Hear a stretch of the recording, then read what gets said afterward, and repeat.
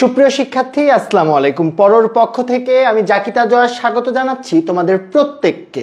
তোমরা যারা উপস্থিত হয়েছো তাদেরকে জানিয়ে রাখি, আজকের যেই ক্লাসটি হচ্ছে সেই ক্লাসটি থেকে তোমরা এই 2 ঘন্টার ক্লাসে যা শিখবে, বিগত 2 মাসেও সারা দিন রাত পড়ে হয়তোবা সাধারণ জ্ঞান এত সহজে তোমরা শিখতে পারো নাই, হয়তোবা বলেছি।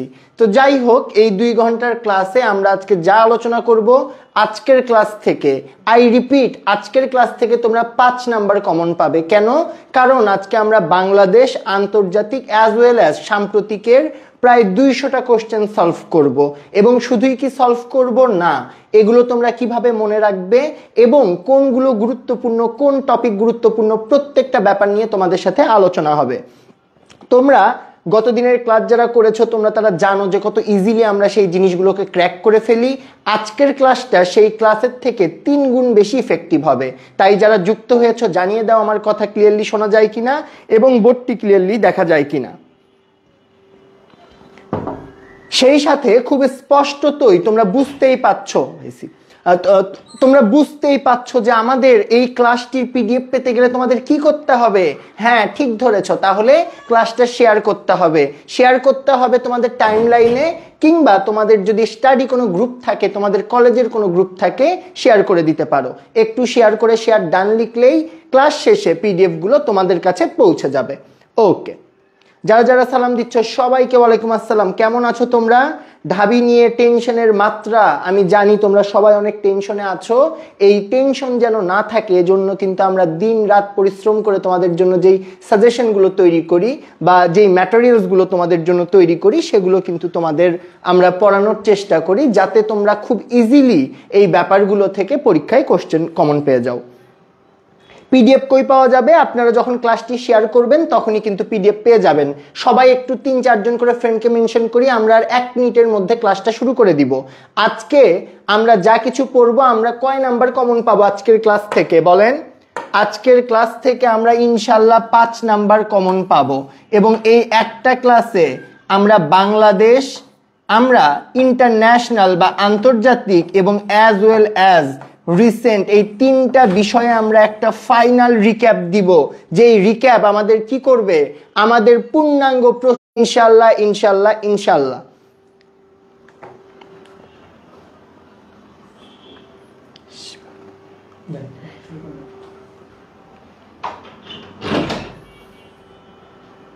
ওকে, যারা যারা শেয়ার করেছেন তাদেরকে ধন্যবাদ। একটু শেয়ার করে শেয়ার ডান লেখেন এবং ক্লাসে যারা উপস্থিত হয়েছেন প্রত্যেকের দ্বিতীয় কাজ কি, একটা করে রিঅ্যাক্ট দিয়ে একটা করে কমেন্ট করে দিবেন, ঠিক আছে? চলেন আজকের ক্লাস আমরা শুরু করছি। বিসমিল্লাহির রহমানির রহিম। প্রথমেই আপনারা জানেন জিয়াউর রহমান নিয়ে এই বছর এমসিকিউ আসার সম্ভাবনা অনেক বেশি। প্রথম প্রশ্ন, জিয়াউর রহমান জন্মগ্রহণ করেন কবে? 1936 সালে জন্মগ্রহণ করে। লিখে নেন, জিয়াউর রহমান জন্মগ্রহণ করে কবে? 1936 সালে। এই পেজ থেকে 1 নাম্বার অবশ্যই কমন পাবেন, একদম 100% স্ক্রিনশট নিয়ে রাখেন। জিয়াউর রহমানের জন্ম 1936 সালে। তার মৃত্যুর যদি সালটা বলি, 1981 30 মে। কবে? 1981 সাল 30 মে। তার মৃত্যুটা কিভাবে ঘটেছিল? একদল সেনাবাহিনী একটি কু করার মধ্য দিয়ে, কু করা মানে কি, সেনাবাহিনীরা যখন বিদ্রোহ করে একটা অন্যায় কাজ সংগঠিত করে, সেটাকে আমরা বলি সামরিক কু। সেই কুয়ের মাধ্যমে জিয়াউর রহমানকে তারা হত্যা করেছিল। এবং এই ঘটনা কোথায় হয়েছিল? এই ঘটনা হয়েছিল চট্টগ্রামের সার্কিট হাউস। কোথায়? Chittagong circuit house. এই পেজ থেকে একটা এমসিকিউ ফর শিওর কমন পাবেন, অবশ্যই লিখতে হবে। 3টা এমসিকিউ ডান। 1936 সালে জিয়াউর রহমান জন্মগ্রহণ করে, তার মৃত্যু কবে? 1981 সালের 30 মে। 3 নাম্বার এমসিকিউ, তার এই হত্যাকাণ্ড বা তার উপর যে সামরিক কু হয় এটি কোন স্থানে হয়? Circuit house, Chittagong. ক্লিয়ার কিনা বলেন? ওকে। এবং জিয়াউর রহমান 1 নাম্বার সেক্টর এবং 11 নাম্বার সেক্টর, 1 এবং 11 এই দুইটি সেক্টরের সেক্টর কমান্ডার ছিল। 1 নাম্বার সেক্টর বলতে আমরা কি বুঝি? বাংলাদেশের মানচিত্রের বাম পাশের নিচের যে অংশটুকু, চট্টগ্রাম, পার্বত্য চট্টগ্রাম এবং কোন অঞ্চল বলেন? চট্টগ্রাম, পার্বত্য চট্টগ্রাম এবং কোন অংশ? রাঙামাটি। এগুলো কি আমার সেক্টর 1। এবং সেক্টর 11 কত? সবাই কমেন্ট করতে হবে। সেক্টর 11 কত? সবার কমেন্ট করতে হবে। আজকে উত্তর সহ পিডিএফ দিব। প্রথম কথা। দ্বিতীয় কথা, আজকের ক্লাস থেকে 5 নাম্বার কমন পাবেন। তৃতীয় কথা, এই যে স্লাইড, এই স্লাইড থেকে 1 নাম্বার কমন পাবেন। যেই কথাগুলো বলতেছি পরীক্ষা দিয়ে বের হয়ে এসে আমরা তো দাঁড়াই থাকবো, আপনারা এসে মিলাই নিয়েন কথাগুলা। তাহলে বলেন, জন্ম কবে? 1936। আমার সাথে রিপিট করেন। মৃত্যু কত সালে? 1981। কোন স্থানে? Chittagong circuit house. তারপরে তিনি কোন কোন সেক্টরের সেক্টর কমান্ডার ছিল? 1 এবং 11 নাম্বার সেক্টরের। এবং তার আন্ডারে একটা ফোর্স ছিল, কি নাম? Jet force. কি নাম বলে ফেলেন? Jet force. তিনি জেট ফোর্সের অধিনায়ক ছিলেন। জিয়াউর রহমানের নামের শুরুর জেড দিয়ে জেট ফোর্স। এই রকম আরো 2টা ফোর্স ছিল। কি কি ফোর্স বলে ফেলতে হবে কমেন্টে, একটু বলে ফেলতে হবে কমেন্টে। এবং আপনারা সবাই কিন্তু একটু ফ্রেন্ডদেরকে মেনশন করবেন। আজকের ক্লাস থেকে 5 নাম্বার অবশ্যই কমন পাবেন ইনশাআল্লাহ। ওকে, একটু ঝটপট বলে ফেলেন। ওকে, অনেকেই অ্যান্সার দিচ্ছেন। ঠিক আছে, একটু আপনারা অ্যান্সার দিতে থাকেন। ততক্ষণে আরেকটা ইনফরমেশন দিয়ে রাখি, তিনি কিন্তু সার্ক যেটা আছে, দক্ষিণ এশিয়ার সহযোগিতা সংস্থা সার্ক, সেই সার্কের স্বপ্নদ্রষ্টা মানে তিনি ভেবেছিলেন এরকম একটা সংগঠন থাকবে, যেই সংগঠনটা কি হবে, যেই সংগঠনটা এই দক্ষিণ এশিয়ার যেই দেশগুলো আছে তাদেরকে নিয়ে কাজ করবে। ঠিক আছে, স্বপ্নদ্রষ্টা। তাহলে 1936 সালে জন্ম, তারপরে দেখলাম যে 1981 সালের 30 মে তিনি মৃত্যুবরণ করেছেন। কোন স্থানে? Chittagong circuit house. তিনি কোন সংস্থার স্বপ্নদ্রষ্টা? সার্ক। এবং তিনি কোন ফোর্সের অধিনায়ক? Jet force. যুদ্ধ করেছেন কোথায়? 1 নাম্বার সেক্টর এবং 11 নাম্বার সেক্টরের তিনি সেক্টর কমান্ডার ছিল। এইটুকু কার কার ক্লিয়ার বলেন, তারপরে কিন্তু আমরা পরেরটায় যাব। ওকে, মিশাই দিচ্ছি, আরো ইনফরমেশন আছে। কি ইনফরমেশন? তিনি 2টা পুরস্কার প্রচলন করেন। কি কি পুরস্কার? এক হচ্ছে 21শে পদক এবং আরেকটা হচ্ছে স্বাধীনতা পদক বা স্বাধীনতা পুরস্কার। 21শে পদক কত সালে তিনি চালু করেন? বলে ফেলেন, 21শে পদক কত সালে তিনি চালু করেন? এবং স্বাধীনতা পুরস্কার বা স্বাধীনতা পদক তিনি কত সালে চালু করেন বা প্রবর্তন করেন?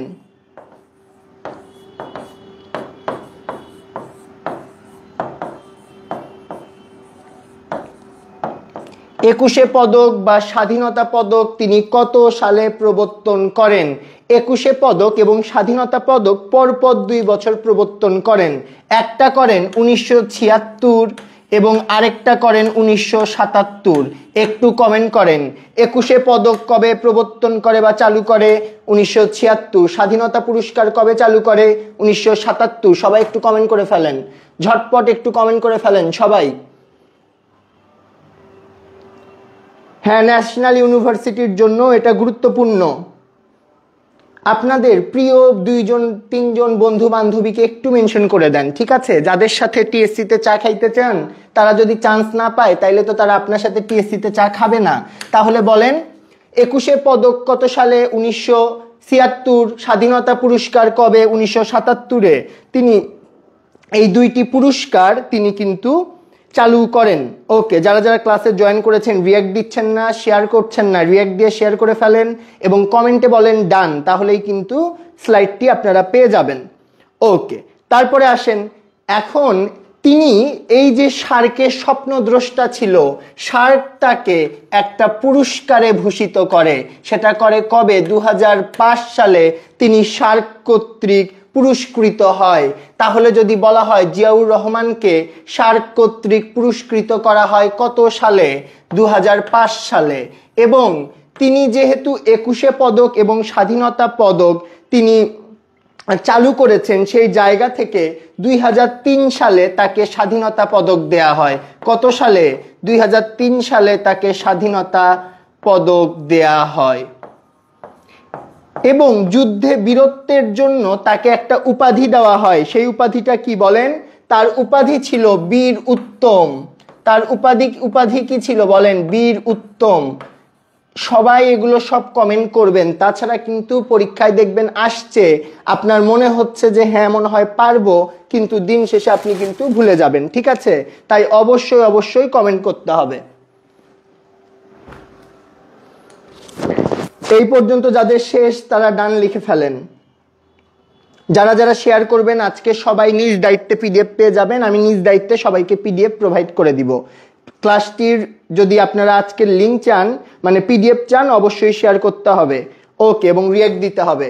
চলে আসেন, এই পর্যন্ত ক্লিয়ার? যার যার ক্লিয়ার একটু বলে ফেলেন ক্লিয়ার। লাস্ট আর দুইটা তথ্য আছে, তাইলেই আপনাদের 1 নাম্বার ঢাবিতে কমন কমন এবং কমন। ওকে, লেখা হলে একটু ডান বলেন। লেখা হলে একটু ডান বলে ফেলতে হবে। চমৎকার, ডান বলেছেন। তাকে 2টা দেশ মানে পুরস্কৃত করে। কোন 2টা দেশ? একটা হচ্ছে মিশর, একটা উত্তর কোরিয়া। মিশর তাকে মিশরের সর্বোচ্চ রাষ্ট্রীয় পুরস্কার দেয়। তাহলে যদি প্রশ্ন আসে কোন দেশ জিয়াউর রহমানকে সর্বোচ্চ রাষ্ট্রীয় পুরস্কার দেয়, কোন দেশ? মিশর। পুরস্কারের নাম কি? Order of the Nile. Order লিখে ফেলেন, অর্ডার অফ দ্য নাইল। কে দেয়? মিশর। মিশরের সর্বোচ্চ রাষ্ট্রীয় পুরস্কার।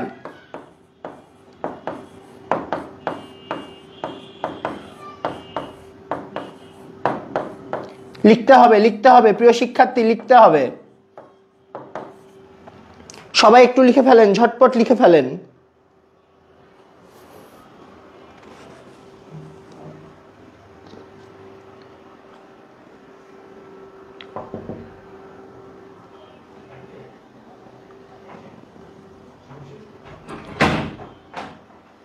ভাই রিমোট আছে?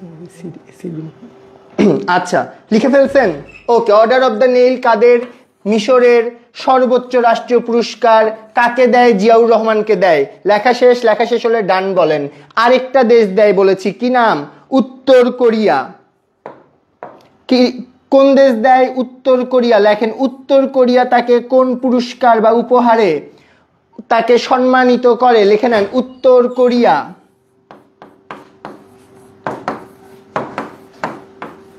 কে কে জানেন? লিখে ফেলেন। তাকে হিরো অব দ্য রিপাবলিক পুরস্কারে ভূষিত করে। তাহলে আমাকে বলেন যে উত্তর কোরিয়া তাকে কি উপাধি দেয়? Hero of the Republic. লিখে ফেলতে হবে আমার সাথে, হিরো অফ দ্য রিপাবলিক। এই যে মোটামুটি 10টা তথ্য দিয়েছি, এই 10টা তথ্য থেকে একটা তথ্য কমন কমন কমন। লেখা হলে ডান বলতে হবে।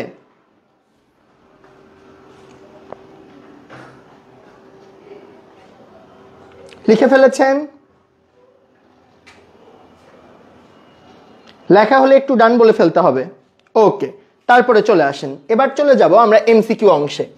তার মাঝখানে আপনাদেরকে দেখিয়ে দেই আমরা কি কি পড়বো। আমরা খালেদা জিয়াকে নিয়েও পড়বো, অর্থাৎ যেই যেই টপিক আমাদের রিসেন্টের জন্য গুরুত্বপূর্ণ যে সকল ব্যক্তিবর্গ আমরা সেগুলো সবকিছু পড়ে ফেলবো।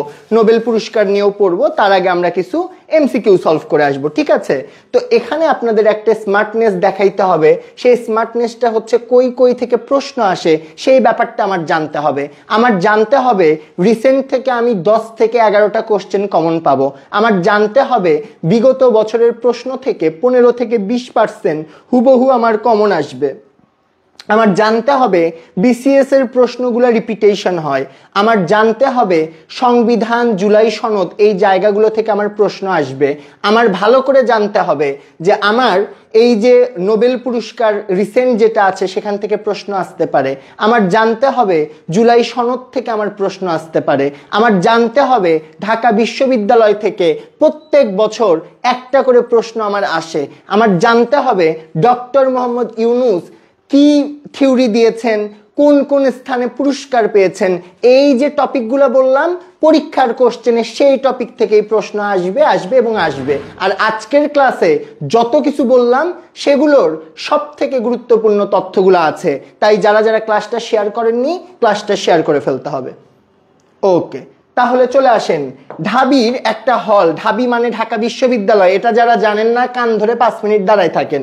ঢাবি সলিমুল্লাহ মুসলিম হল ঢাকা বিশ্ববিদ্যালয়ের অন্যতম সুন্দর হল। ওকে, এটা থেকে প্রথম প্রকাশিত উপমহাদেশের প্রভাবশালী একটা পত্রিকা ছিল, সেটার নাম জানতে চেয়েছে। আনন্দবাজার, ডন, ইন্ডিয়ান টাইমস নাকি বিচিয়া বা বিচিত্রা, যেটাই অপশনে থাকুক না কেন অ্যান্সার কি হবে? অ্যান্সার হবে ডন। তাহলে বলেন ঢাবি সলিমুল্লাহ হল থেকে প্রথম প্রকাশিত উপমহাদেশের প্রভাবশালী পত্রিকার নাম কি? পত্রিকার নাম ডন।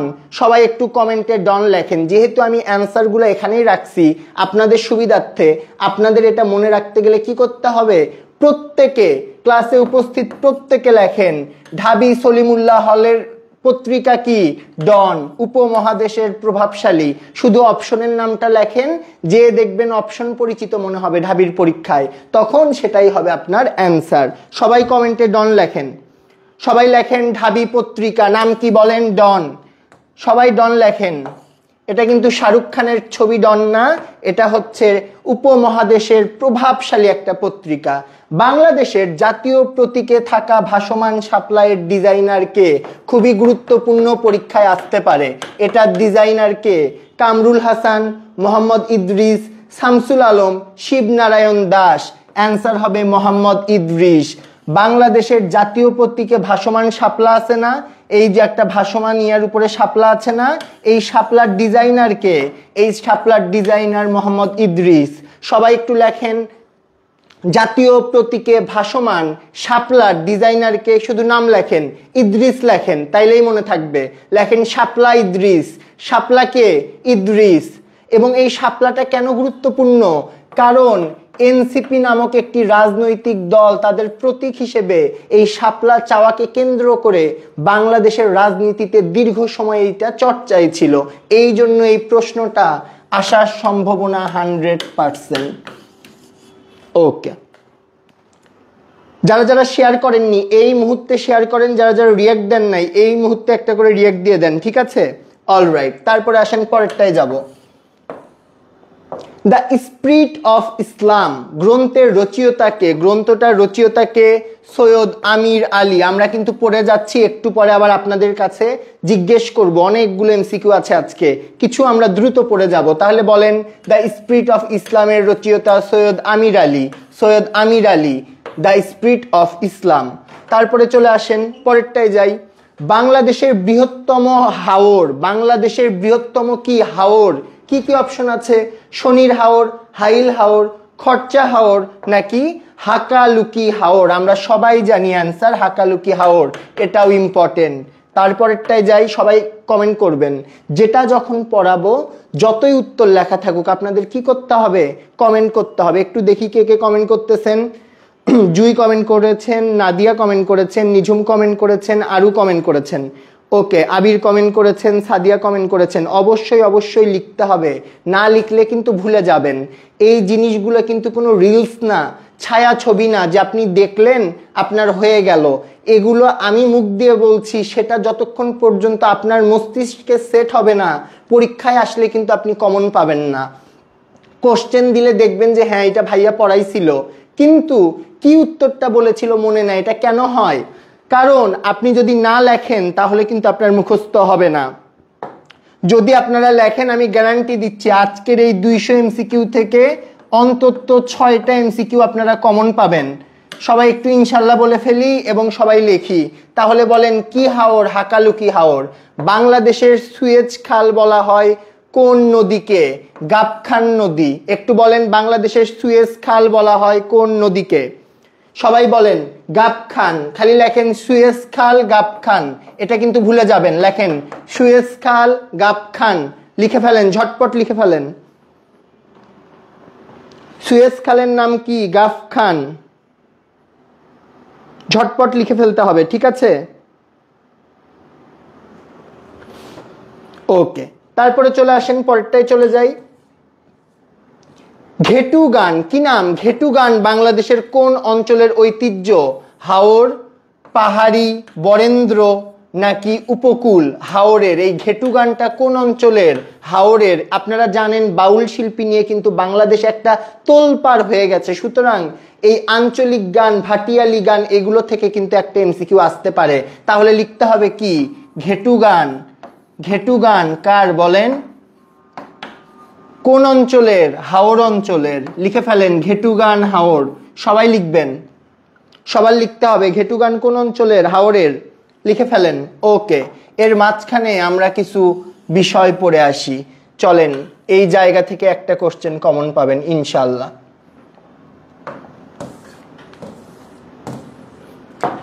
আমরা এর মাঝখানে ভাষা আন্দোলন পড়ব। কি পড়ব? ভাষা আন্দোলন। কত সালে হয়েছে সেগুলো পড়বো না, এত ক্রিঞ্জ পড়াশোনা করব না, যেগুলো আসবে আমরা সেগুলো পড়ব। এই ভাষা আন্দোলনে পাকিস্তানের প্রধানমন্ত্রী কে ছিল বলেন? ভাষা আন্দোলনে পাকিস্তানের প্রধানমন্ত্রী কে ছিল? তৎকালীন ভাষা আন্দোলনে পাকিস্তানের প্রধানমন্ত্রী ছিল খাজা নাজিমুদ্দিন। একটু লিখে নেন, বলেন পাকিস্তানের প্রধানমন্ত্রী কে ছিল? খাজা নাজিমুদ্দিন। আরেকটা প্রশ্ন প্রচন্ড পরিমাণ পরীক্ষায় আসে, এই পাকিস্তানের পূর্ব বাংলার মুখ্যমন্ত্রী, পূর্ব বাংলা মুখ্যমন্ত্রী, পূর্ব বাংলার কি মুখ্যমন্ত্রী কে ছিলেন বলেন? কে ছিল? নুরুল আমিন। কে ছিল বলেন? নুরুল আমিন। এগুলো থেকে কিন্তু পরীক্ষায় কোশ্চেন আসবে। ভাষা আন্দোলন কিন্তু খুব গুরুত্বপূর্ণ টপিক। নুরুল আমিন লিখে নিতে হবে, প্রিয় শিক্ষার্থী লিখে নেন, নোট করেন। আচ্ছা, তারপরে আসেন, পূর্ব বাংলার গভর্নর কে ছিল? গভর্নর। এই গভর্নর মনে রাখার হিসাবটা খুব সহজ। একটা আনকমন নাম আছে নুন, তার নামের লাস্টে আছে নুন, তার আগে আছে ফিরোজ খান নুন। ফিরোজ খান নুন। তাহলে বলেন ভাষা আন্দোলনের সময় পাকিস্তানের প্রধানমন্ত্রী কে ছিল? খাজা নাজিমুদ্দিন। স্ক্রিনশট নিয়ে ডান লেখেন, একটা স্ক্রিনশট নিয়ে ডান লেখেন। পূর্ব বাংলার মুখ্যমন্ত্রী কে ছিল? নুরুল আমিন। গভর্নর কে ছিল? ফিরোজ খান নুন। একটা স্ক্রিনশট নিয়ে সবার বলতে হবে ডান। স্ক্রিনশট নিয়ে ডান বলতে হবে প্রিয় শিক্ষার্থী, কুইক স্ক্রিনশট নিয়ে ফেলেন, একটা ঝটপট স্ক্রিনশট নিয়ে ফেলেন। লেখা শেষ? ওকে, তারপরে আসেন আরো মোস্ট ইম্পর্টেন্ট দুইটা তথ্য কি নিয়ে? ভাষা আন্দোলন নিয়ে। সর্বপ্রথম শহীদ কি নাম? সর্বপ্রথম শহীদকে, শেষ শহীদকে। বলে ফেলেন প্রথমকে শেষকে। ভাষা আন্দোলনে প্রথম শহীদের নাম রফিক, যদি পুরা নাম বলি রফিক উদ্দিন। ভাষা আন্দোলনের প্রথম শহীদ রফিক, এবং আমরা যদি বলি সর্বশেষ শহীদকে শফিক, তাহলে রফিক হচ্ছে প্রথম শহীদ কিসের? ভাষা আন্দোলনের। ভাষা আন্দোলনের প্রথম শহীদকে রফিক, শেষ শহীদ শফিক। একটা স্ক্রিনশট দেন, কমেন্ট করবেন ডান। সব কমন পাবেন ইনশাল্লাহ। ঢাবিতে যেভাবে প্রশ্ন আসুক সব কমন পেয়ে যাবেন।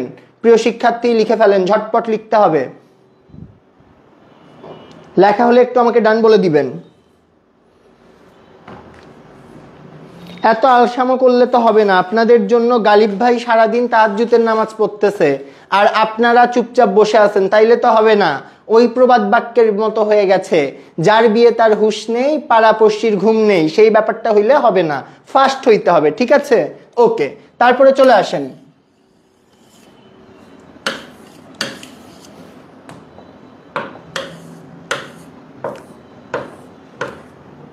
আমরা ঘেটু গান পর্যন্ত দেখেছি। আর একটা অ্যানাউন্সমেন্ট আপনাদেরকে দিয়ে দেই, বি ইউনিট এবং সি ইউনিট যারা যারা জিএসটি এবং ন্যাশনাল ইউনিভার্সিটির জন্য প্রিপারেশন নেবেন, ঢাবি নিয়ে খুব একটা কনফিডেন্ট না, তারা কিন্তু আমাদের এই কোর্সে ভর্তি হইতে পারেন শুধুমাত্র অফার মূল্যে 1290 টাকায়, এবং এর ক্লাসগুলো 15ই ডিসেম্বর থেকে একেবারে নতুন ব্যাচে নতুন গ্রুপে ক্লাস হবে। অলরাইট, চলে আসেন। নিচের কোনটি সাবমেরিন নিয়ন্ত্রণ করে? এই সাবমেরিনটা নিয়ন্ত্রণ করে কে? প্রতিরক্ষা মন্ত্রণালয়। তাহলে সাবমেরিন নিয়ন্ত্রণ কে করে? প্রতিরক্ষা মন্ত্রণালয়। তারপরে আসেন, কোন নদীর উৎপত্তি বদনাতলি পাহাড়? হালদা নদী। হালদা নদী সম্পর্কে, মাতামহুরি নদী সম্পর্কে, সাঙ্গু নদী সম্পর্কে, সাঙ্গু নদী সম্পর্কে আপনাদের কিন্তু ভালো করে পড়তে হবে, ঠিক আছে? নদীগুলোর ভিতরে এগুলো সম্পর্কে ভালো করে পড়তে হবে। তাহলে বলেন, বদনাতলি পাহাড়ের উৎপত্তি কোথা থেকে? হালদা নদী। কি নাম? বদনাতলি। নামটাও যেরকম ইম্পর্টেন্টও সেরকম। তারপরে দেখেন, সাঙ্গু, তারপর নাগ, এই নদীগুলো কি নদী? পাহাড়ি নদী। আচ্ছা, গুরুত্বপূর্ণগুলোতে টাইম নিব, বাকিগুলো জাস্ট একবার বলে নিচে চলে যাব। সিকিমের পর্বত থেকে নিচের কোন নদীর উৎপত্তি হয়েছে? মনু, কর্ণফুলী, করতোয়া, সাঙ্গু। কোন নদী? করতোয়া। এবং করতোয়া এবার খুবই গুরুত্বপূর্ণ। সিকিমের পর্বত থেকে কোন নদীর উৎপত্তি হয়েছে? করতোয়া। একটু আমাকে অপশনে জানাতে হবে করতোয়া নদীর কোথায় অবস্থিত। করতোয়া নদী মেইনলি কোথায় অবস্থিত, বা কোন জেলার পার্শ্ববর্তী জায়গা দিয়ে করতোয়া নদী প্রবাহিত হয়েছে? ঝটপট বলতে হবে, ঝটপট বলে ফেলতে হবে প্রিয় শিক্ষার্থী। একটু অ্যান্সার করে ফেলি আমরা। ওকে, চমৎকার, সবাই অ্যান্সার করতেছেন। আমরা চাই এরকম একটা ইন্টারঅ্যাক্টিভ ক্লাস হোক, যে জায়গাগুলোতে আপনারা খুব মনোযোগ দেন। এবার চলে আসেন, তিনজন বিখ্যাত ব্যক্তি এই 2025 সালের সেপ্টেম্বর অক্টোবর এই রকম মাসে মারা গেছে। এখন তাদের থেকে একটা প্রশ্ন পরীক্ষায় আসবে, সুতরাং আমরা একটু পড়ে ফেলি। প্রথম, বদরুদ্দিন উমর। তার পরিচয় কি? তিনি একজন ইতিহাসবিদ, একজন বুদ্ধিজীবী এবং কমিউনিস্ট রাজনীতিবিদ। তার মৃত্যু কবে হয়েছে? 7 সেপ্টেম্বর 2025। তিনি কি ছিলেন? তিনি ঢাকা বিশ্ববিদ্যালয় এবং অক্সফোর্ড বিশ্ববিদ্যালয়ের শিক্ষার্থী ছিলেন এবং বাংলাদেশ কৃষক ফেডারেশনের সভাপতি ছিলেন। তাহলে আরেকবার রিকল করি, লিখতে হবে না, জাস্ট মাথায় রাখেন। বদরুদ্দিন ওমর ঢাকা বিশ্ববিদ্যালয় এবং অক্সফোর্ড বিশ্ববিদ্যালয়ের শিক্ষার্থী ছিলেন। তিনি কৃষক ফেডারেশনের সভাপতি ছিলেন। আরেকটা ইনফরমেশন, তার মৃত্যু 7 সেপ্টেম্বর 2025। মৃত্যু 7 সেপ্টেম্বর 2025। আমার সাথে বলেন, মৃত্যু 7 সেপ্টেম্বর 2025। তিনি কৃষক ফেডারেশনের সভাপতি ছিলেন, তিনি কমিউনিস্ট পার্টির সাপোর্টার ছিলেন এবং তিনি ঢাকা বিশ্ববিদ্যালয় এবং অক্সফোর্ড বিশ্ববিদ্যালয়ের শিক্ষার্থী ছিলেন। বদরুদ্দিন ওমর কবে মারা যায়? তিনি মারা যায় 7 সেপ্টেম্বর 2025। কবে মারা যায় সবাই কমেন্ট করেন। 7 সেপ্টেম্বর 2025। কবে মারা যায়? 7 সেপ্টেম্বর 2025। ইতিহাসবিদ ছিলেন, রাজনীতিবিদ ছিলেন, তিনি কৃষক ফেডারেশনের সভাপতি ছিলেন। আশা করি এখান থেকে যদি প্রশ্ন আসে, এই যে 5 বার বললাম তারপরে কারো ভুল হওয়ার কথা না। কে কে ক্লিয়ার হয়েছেন একটু কমেন্টে বলেন ক্লিয়ার। চলে আসেন, যতীন সরকার ভদ্রলোক, তিনি একজন প্রগতিবাদী বা প্রগতিশীল চিন্তাবিদ এবং শিক্ষাবিদ, প্রাবন্ধিক ছিল, হোয়াট এভার। মারা যায় কবে? 13 তারিখ। যতীন যতীন কি আছে, 3 আছে না, তাইলে মনে রাখবেন 13, 13 3 আছে। যতীন, যতীন মানে কি আছে, 3 আছে, তাইলে কয় তারিখে মারা গেছে, 13 তারিখে, আগস্টের 13 তারিখে 2025। এবং তিনি একটা পত্রিকা ছিল সমাজ অর্থনীতি রাষ্ট্র, সমাজ অর্থনীতি ও রাষ্ট্র, এই পত্রিকাটার তত্ত্বমূলীয় বা তত্ত্বমূলক ত্রিমাসিক বা ত্রৈমাসিক মানে কত, 3 মাস পর পর এটা বের হয়। তাহলে দেখেন তার নামেই যতীন আছে, তাইলে তার পত্রিকা কয় মাস পর পর বের হবে, নামেই আছে 3 মাস পর পর, ত্রৈমাসিক। তাহলে সম্পাদনা করতেন, তিনি একজন সম্পাদক ছিলেন। সেই পত্রিকার নাম সমাজ অর্থনীতি রাষ্ট্র। কিভাবে পরীক্ষায় প্রশ্ন আসবে, সমাজ অর্থনীতি ও রাষ্ট্রের সম্পাদক ছিলেন কে, 3-4টা অপশন থাকবে, আপনি মনে করবেন এটা আবার কি, ইয়ে ক্যা হুয়া হামারা সাথ, মানে আপনারা বুঝবেনই না যে কই থেকে আসছে, কারণ ইনি মারা গেছেন 13 আগস্ট 2025। যেহেতু এই আপনাদের এক্সাম পিরিয়ডে মারা গেছে, সুতরাং এনার থেকে কোশ্চেন আসার সম্ভাবনা, পসিবিলিটিস অনেক হাই। চলে আসেন তারপর, তিনি 2010 সালে স্বাধীনতা পুরস্কার লাভ করে। এখন বলেন জিয়াউর রহমান কত সালে স্বাধীনতা পুরস্কার প্রণয়ন করেন, কবে করেন বলেন, 76, 1976, 1977, 1978? বলেন, কমেন্ট করেন, সবাই কমেন্ট করেন। অ্যান্সার করতে হবে প্রিয় শিক্ষার্থী, যত বেশি ইন্টারঅ্যাক্ট করবেন, যত অ্যান্সার করবেন, তত কিন্তু আপনাদের মনে থাকবে। আর যদি বসে শুয়ে ক্লাস করেন, তাহলে এটা আপনার সাময়িক ভালো লাগতে পারে, সাময়িক মনে হতে পারে পারবো, কিন্তু আসলে বসে বসে ঢাবিতে চান্স হয় না। উঠে বসেন, খাতা নেন, এবং যেগুলো বারবার লিখতে বলতেছি লিখে ফেলেন, ইনশাল্লাহ ভালো করবেন। ওকে, এতদিন তো শুয়েই ছিলেন, বসেই ছিলেন, আর কত, একটা সময়ে এসে নিজেকে বদলাইতে হয়। পরীক্ষার আর 4 দিন 5 দিন আছে, এখনো যদি নিজেকে না বদলাতে পারেন তাইলে আশাটা ছেড়ে দেন। ওকে, চমৎকার, অনেকে অ্যান্সার করেছেন, ধন্যবাদ, অসংখ্য ধন্যবাদ। চলে আসেন তারপরে, মাহফুজা খানম। এই যে মাহফুজা খানম, তিনি কি ছিলেন, তিনি ঢাকা বিশ্ববিদ্যালয়ের ডাকসু দ্বিতীয় নারী ভিপি ছিল। ডাকসু এবার এত বেশি ইম্পর্টেন্ট, সেখানে তিনি মারা গেছেন এই বছরে, সুতরাং এটা কত বেশি ইম্পর্টেন্ট আপনি বুঝতেই পাচ্ছেন। ঢাকা বিশ্ববিদ্যালয় ডাকসুর দ্বিতীয় নারী ভিপি, দ্বিতীয় নারী ভিপি, মৃত্যু কবে, 12 আগস্ট 2025। এবং তার আরেকটা পরিচয় ছিল বাংলাদেশ এশিয়াটিক সোসাইটির প্রথম নারী সভাপতি, এবং তিনি 2021 সালে 21শে পদক পায়। তাহলে এই মাহফুজা খানম নিয়ে আমরা 1 মিনিট পড়াশোনা করব। মাহফুজা খানমের পরিচয় কি, তিনি ডাকসুর দ্বিতীয় মহিলা ভিপি ছিল। কত নাম্বার মহিলা ভিপি, দ্বিতীয় মহিলা ভিপি। এবং তার আরেকটা পদ ছিল, তিনি এশিয়াটিক সোসাইটির সভাপতি ছিলেন। তাইলে ডাকসুর দ্বিতীয় নারী ভিপি কিসের সভাপতি ছিলেন, এশিয়াটিক সোসাইটির সভাপতি ছিলেন। এবং তিনি মৃত্যুবরণ করেন কবে, 12 আগস্ট 2025। এবং তিনি তিনি 21শে পদক পায় কবে, 2021 সালে। এখন আমাকে বলতে হবে জিয়াউর রহমান কত সালে 21শে পদক প্রবর্তন করেন বা চালু করেন। আবার অপশন 76, 77, 78, 79, একটু অ্যান্সার বলেন।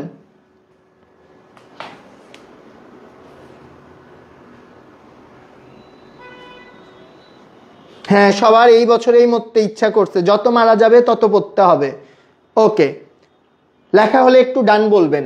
আপনারা কি ক্লাসটা বুঝতেছেন? মাঝে মাঝে একটু বেশি রাগ করে ফেলে, এই জন্য আমি দুঃখিত, কারণ আপনাদের থেকে মাঝে মাঝে আমাদের টেনশনটা বেশি হয়, কারণ আমরা আপনাদের ভালো চাই, আমরা আপনাদের শুভাকাঙ্ক্ষী। ওকে, এই পর্যন্ত যাদের ক্লিয়ার, একটু আমাকে বলতে হবে ডান। এবার আসেন, পোপ ফ্রান্সিসের মৃত্যুতে নতুন পোপ হয়েছেন চতুর্থ লিও। লিওনেল মেসির ফ্যান আছেন? মেসির ফ্যানরা একটু সাড়া দেন। এই পোপ ফ্রান্সিস মৃত্যুবরণ করে 21শে এপ্রিল 2025 সালে। বাংলাদেশে তিনি এসেছিলেন একবার, 2017 সালে তিনি বাংলাদেশ ভ্রমণে এসেছিলেন। তার একটা আত্মজীবনীমূলক বই আছে, মানে নিজের জীবন নিয়ে লিখেছেন, সেই বইটার নাম হচ্ছে হোপ, যার বাংলা অর্থ হচ্ছে আশা। আশায় বাঁচে চাষা, সেই আশা, ঠিক আছে। তারপরে আসেন, ভ্যাটিকান সিটি সরকার ব্যবস্থা পোপ শাসিত, মানে সেখানে গণতন্ত্রও চলে না, একনায়কতন্ত্রও চলে না, ফ্যাসিজমও চলে না, কিংবা সেনা নিয়ন্ত্রিত সরকারও চলে না, রাজাও চলে না, সেখানে কে? পোপ একটা সরকারের প্রধান। তাইলে এই পোপ ফ্রান্সিস মৃত্যুবরণ করে 21 এপ্রিল 2025। মাথায় রাখেন, লেখেন সবাই, কমেন্টে লেখেন পোপ 21 এপ্রিল 2025। আমার সাথে লেখেন পোপ মৃত্যু কবে? 21 এপ্রিল 2025। কমেন্ট করে ফেলেন সবাই 21 এপ্রিল 2025। যারা শেষ পর্যন্ত ক্লাসে থাকবেন তারা ফুল কমন পাবেন, ফুল কমন পাবেন ইনশাল্লাহ। লেখা হয়েছে? যারা যারা এখনো রিয়াক্ট দেননি একটু রিয়াক্ট দেন, এবং ক্লাসের এই স্লাইডটা যারা পেতে চান তাদেরকে একটু শেয়ার করে শেয়ার ডান লিখে ফেলতে হবে। হ্যাঁ, হোপ পোপ, এই যে সুন্দর একজন বলে ফেলছে হোপ পোপ। তাইলে পোপের বইয়ের নাম কি? পোপের বইয়ের নাম কি? হোপ। পোপের বইয়ের নাম কি? হোপ। ওকে, আসলে আপনারা স্মার্ট, ভালো স্মার্ট। ওকে,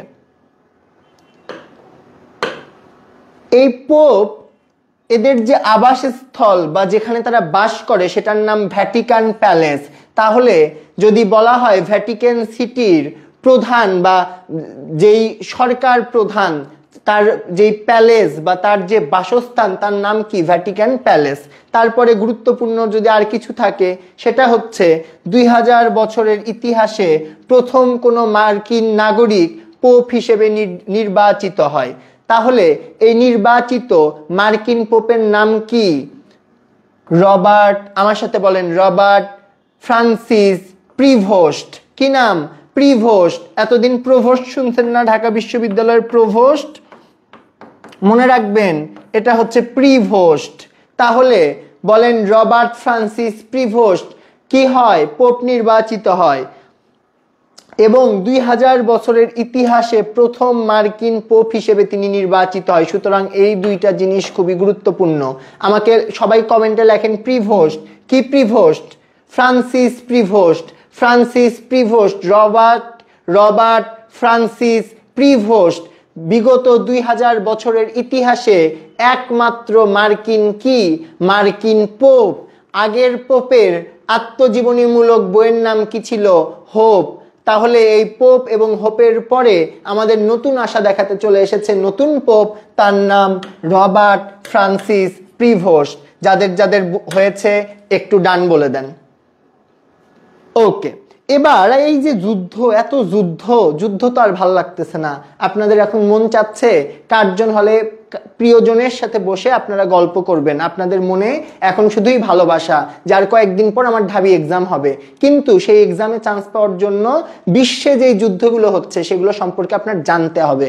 এমসিকিউ টিক দিতে পারলে, সঠিক হলে তখনই আপনি কিন্তু কার্জনে অ্যাক্সেস পাবেন, কারণ এখন বহিরাগতদেরকে কিন্তু কার্জনে ঢুকতে দেয় না। ওকে, চলে আসেন। নেপাল এবং ভারতের সীমান্তে একটা সমস্যা হয়।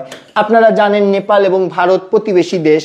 এদের নেপাল এবং ভারতের সীমান্তে 3টা জায়গা আছে, যেই 3টা জায়গায় নেপাল এবং ভারত সবসময় মারামারি করে, ঝামেলা করে। কি কি নাম?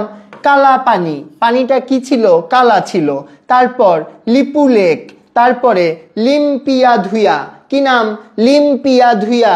তারপরে কালা পানি, তারপর লিপু লেক, কালা পানি, তারপরে হচ্ছে লিম্পিয়া ধুয়া। এই নামগুলো জাস্ট মাথায় রাখেন, মুখস্থ করতে হবে না। চলে আসেন। 2025 সালে আরবে একটা ইসলামিক শীর্ষ সম্মেলন হয়। এখানে যেই সম্মেলনে 60টি দেশ যুক্ত হয়। তাহলে যদি বলে আরবের ইসলামিক শীর্ষ সম্মেলনে কয়টা দেশ যুক্ত হয়? 60টি দেশ যুক্ত হয়। এবং সেই দেশগুলো কি কি ছিল? ওই যে আরব লীগ ছিল এবং ইসলামী সহযোগিতা সংস্থার যে দেশগুলো ছিল তারা আসছে। এগুলো কিন্তু গল্প বলতেছি, মুখস্থ না, জাস্ট মাথায় রাখেন, মুখস্থ না। তারপরে চলে আসেন, এখান থেকে আমরা আর কিচ্ছু দেখব না, আমরা চলে আসব আরো নিচে, আরো নিচে। এবার আসেন, এখান থেকে একটা কোশ্চেন কমন পাবেন। এখান থেকে একটা কোশ্চেন 100%, সবাই লেখেন 100% কমন। কি কি? ইরান ইসরায়েলের একটা ধারাবাহিক ঝামেলা হচ্ছে। এই ইরান ইসরায়েলের যুদ্ধটা 12 দিন স্থায়ী ছিল। কতদিন? 12 দিন। বলেন ইরান ইসরায়েলের যুদ্ধ কতদিন ছিল? 12 দিন ছিল।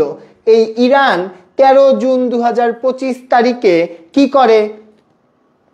13 জুন 2025 তারিখে ইরানে হামলা করে। কে করে? ইসরায়েল। হামলাটা কে করে? ইসরায়েল। এবং তারা এই হামলার নাম দেয় অপারেশন রাইজিং লায়ন, মানে তারা জাগ্রত সিংহকে পাঠায় দেয়। তাইলে আমার সাথে বলেন, ইসরায়েল একটা জাগ্রত সিংহকে কোথায় পাঠায় দেয়? ইরানে পাঠায় দেয়। তাইলে কত তারিখে পাঠায় দেয়? 13 তারিখে। 13 জুন 2025 তারিখে ইসরায়েল ইরানে একটা জাগ্রত সিংহ পাঠায় দেয়। জাগ্রত মানে কি? রাইজিং সিংহ, লায়ন। তাহলে আমাকে বলেন, ইরান সর্বপ্রথম কত তারিখে হামলার শিকার হয়? 13 জুন 2025। সবাই লেখেন 13 জুন 2025। এটা আমরা মুখস্থ করব ক্লাসে, কারণ এটা থেকে পরীক্ষায় প্রশ্ন আসবে। একটু বলেন 13 জুন 2025। সবাই বলতে হবে 13 জুন 2025। যারা যারা এখনো ক্লাসটা শেয়ার করেন নাই তারা কিন্তু পিডিএফ পাবেন না। আমি একদম স্পষ্ট বলে দিই, গতকালকে আমরা দিয়ে দিছি পিডিএফটাও, যে না ঠিক আছে সবাই নিক, কিন্তু আজকে যদি ক্লাস শেয়ার না করেন আপনারা কিন্তু পিডিএফ পাবেন না। আমি আবার বললাম। এবং বন্ধুদেরকে মেনশন দিতে হবে। ক্লাসের উপস্থিতি 500, 700, 1000 না হইলে আসলে মজা হয় না। একটু সবাই একবার ফ্রেন্ডদেরকে মেনশন দেই তো প্লিজ। সবাই একটু ফ্রেন্ডদেরকে মেনশন দেই একটা। ওকে, তারপরে আসেন, এই 13 জুন ইসরায়েল যখন হামলা করলো, এখন ইসরায়েলের হামলা করার পরে ইরান কি চুপচাপ বসে ললিপপ খাবে? অবশ্যই ললিপপ খাবে না, তারাও হামলা করবে। এই 13 জুনই আরেকটা ঘটনা ঘটলো, operation true promise 3। True promise কত? 3। ইসরায়েলের জবাবে পাল্টা হামলা চালায় ইরান বলতেছে, এখন বন্ধুরা, প্রেমিক প্রেমিকা কেউ কারো প্রমিস রক্ষা করে না, কিন্তু আমি তোমার প্রমিস রক্ষা করব। তুমি আমাকে হামলা করছো, তার প্রতিশ্রুতি হিসেবে আমি তোমাকে হামলা করব। এটাই হচ্ছে তোমার পাশে থাকার একটা নিদর্শন। সেই কথাটা বলে, এই কথা বলেনি, কাল্পনিক। এভাবে ইরান আবার ইসরায়েলে হামলা করলো। কি নাম? Operation true promise 3। True promise 3। True মানে সত্যিকারের, প্রমিস কি? প্রমিস হচ্ছে প্রতিশ্রুতি, সত্যিকারের একটা প্রমিস। এই প্রমিসটা কত নাম্বার প্রমিস? 3 নাম্বার। তাইলে আমাকে বলেন অপারেশন ট্রু প্রমিস 3 কত তারিখে হামলা হয়, বা এইটা কত তারিখে ইরান এই হামলাটা করে? কত তারিখে? এটাও করে 13 জুন। 13 জুন তাইলে দুইটা ঘটনা ঘটলো। প্রথম ঘটনা অপারেশন রাইজিং লায়ন। এই অপারেশনটা কে চালালো? ইসরায়েল চালালো। কোন দেশের উপর? ইরানের উপর। ইরান মারটার খেয়ে ইরানের তো মাথা গরম। ইরান বলতেছে, আমি এখন আমার প্রমিস রাখবো, যে তুই আমাকে মারছিস আমি তোকে মারবো, এটাই আমার তোর কাছে প্রমিস। তারা ট্রু প্রমিস 3, কি ট্রু প্রমিস 3 সেই জায়গায় মানে পাঠিয়ে দিল। এরপরে দুইজন মারটার খেয়ে তো দুইজনই সমস্যায় আছে, মাঝখানে অনেক দিন কোনো ঝামেলা করলো না। তারপরে আবার 22 জুন 2025 তারিখে যুক্তরাষ্ট্র ইরানে 3টি পারমাণবিক স্থাপনায় হামলা করে। হ্যামার মানে হাতুড়ি, মিডনাইট মানে মাঝরাতে। এই যুক্তরাষ্ট্র বলতেছে, ইসরায়েল হচ্ছে আমার বন্ধু, তুই তার কাছে হামলা করে দিলি, তাইলে মাঝরাতে আমি তোদের উপর হাতুড়ি পেটা করব, বা তোদেরকে হাতুড়ি পেটা করব। এই যুক্তরাষ্ট্র অপারেশন মিডনাইট হ্যামার এটা ইরানের উপর চালায়, এবং এখানে কয়টা স্থাপনা? 3টা পারমাণবিক স্থাপনায় হামলা করে। এরপরে ইরান আবার কি করলো? ইরান বলতেছে, ঠিক আছে তুই আমাকে মাঝরাতে মিডনাইট হ্যামার যখন ছুঁড়েই মেরেছিস, আমিও তোকে একটা প্রতিদান দেই। 23 জুন, তার একদিন পরে 23 জুন কি দিবস? 23 জুন বাংলাদেশে কি দিবস? আপনারা কমেন্টে বলেন, অতক্ষণ আমি এটা বুঝাই দেই। Iran operation glad tidings of victory. Glad tidings of victory নামে কাতারে, কোথায়? কাতারে যুক্তরাষ্ট্রের ঘাঁটিতে হামলা করে। তাহলে এই যে 13 তারিখ থেকে 23 তারিখ পর্যন্ত হামলার সিকোয়েন্স আমি আপনাদেরকে বলবো, আপনারা বলবেন আমি আপনাদেরকে বুঝাইতে পারছি কিনা। প্রথম গল্প, 13 তারিখে ইসরায়েল ইরানে একটা হামলা করলো, একটা অপারেশন চালাইলো। সেই অপারেশনের নাম কি? ভাই আপু মনোযোগ মনোযোগ।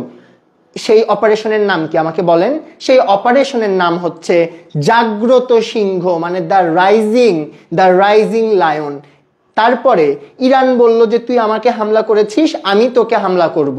তারপরে হামলা করে দিল একই দিন। আমার সাথে বলতে হবে কত তারিখে? 13 জুন 2025। এই মনোযোগ 13 জুন 2025 দুইটা হামলা হইল। ইরান করলো ইরান করলো, মানে প্রথমে ইসরায়েল করলো, তারপর ইরান করলো, শেষ, মাঝখানে আর কোনো ঝামেলা নাই। তারপরে সেখানে যুক্ত হলো কে? সেখানে কিন্তু যুক্ত হলো যুক্তরাষ্ট্র। তারা অপারেশন মিডনাইট হ্যামার নামে একটা অপারেশন চালাইলো। কয়টা স্থাপনায়? 3টা পারমাণবিক স্থাপনায়। কত তারিখে? 22 তারিখে। তার একদিন পরে, কয়দিন পরে, এই মনোযোগ, কয়দিন পরে? একদিন পরে। একদিন পরে কি করলো? একদিন পর ইরান আবার কাতারে যুক্তরাষ্ট্রের উপর হামলা করলো। তারা কি নাম দিল? তারা নাম দিল গ্ল্যাড টাইডিংস অফ ভিক্টরি। এই পর্যন্ত কার কার ক্লিয়ার? একটু কমেন্টে বলতে হবে ক্লিয়ার। এই পর্যন্ত কার কার ক্লিয়ার? একটু বলতে হবে। ওকে, অনেকেই অ্যান্সার দিতে পারছো, চমৎকার। আরে তোমরা চান্স না পাইলে কে চান্স পাবে ইনশাল্লাহ? একটু আমাকে বলো এই পর্যন্ত কার কার ক্লিয়ার? বুঝাইতে পারছি? আমি বুঝাইতে পারছি? বুঝছো কিনা বলো। ওকে, চমৎকার চমৎকার।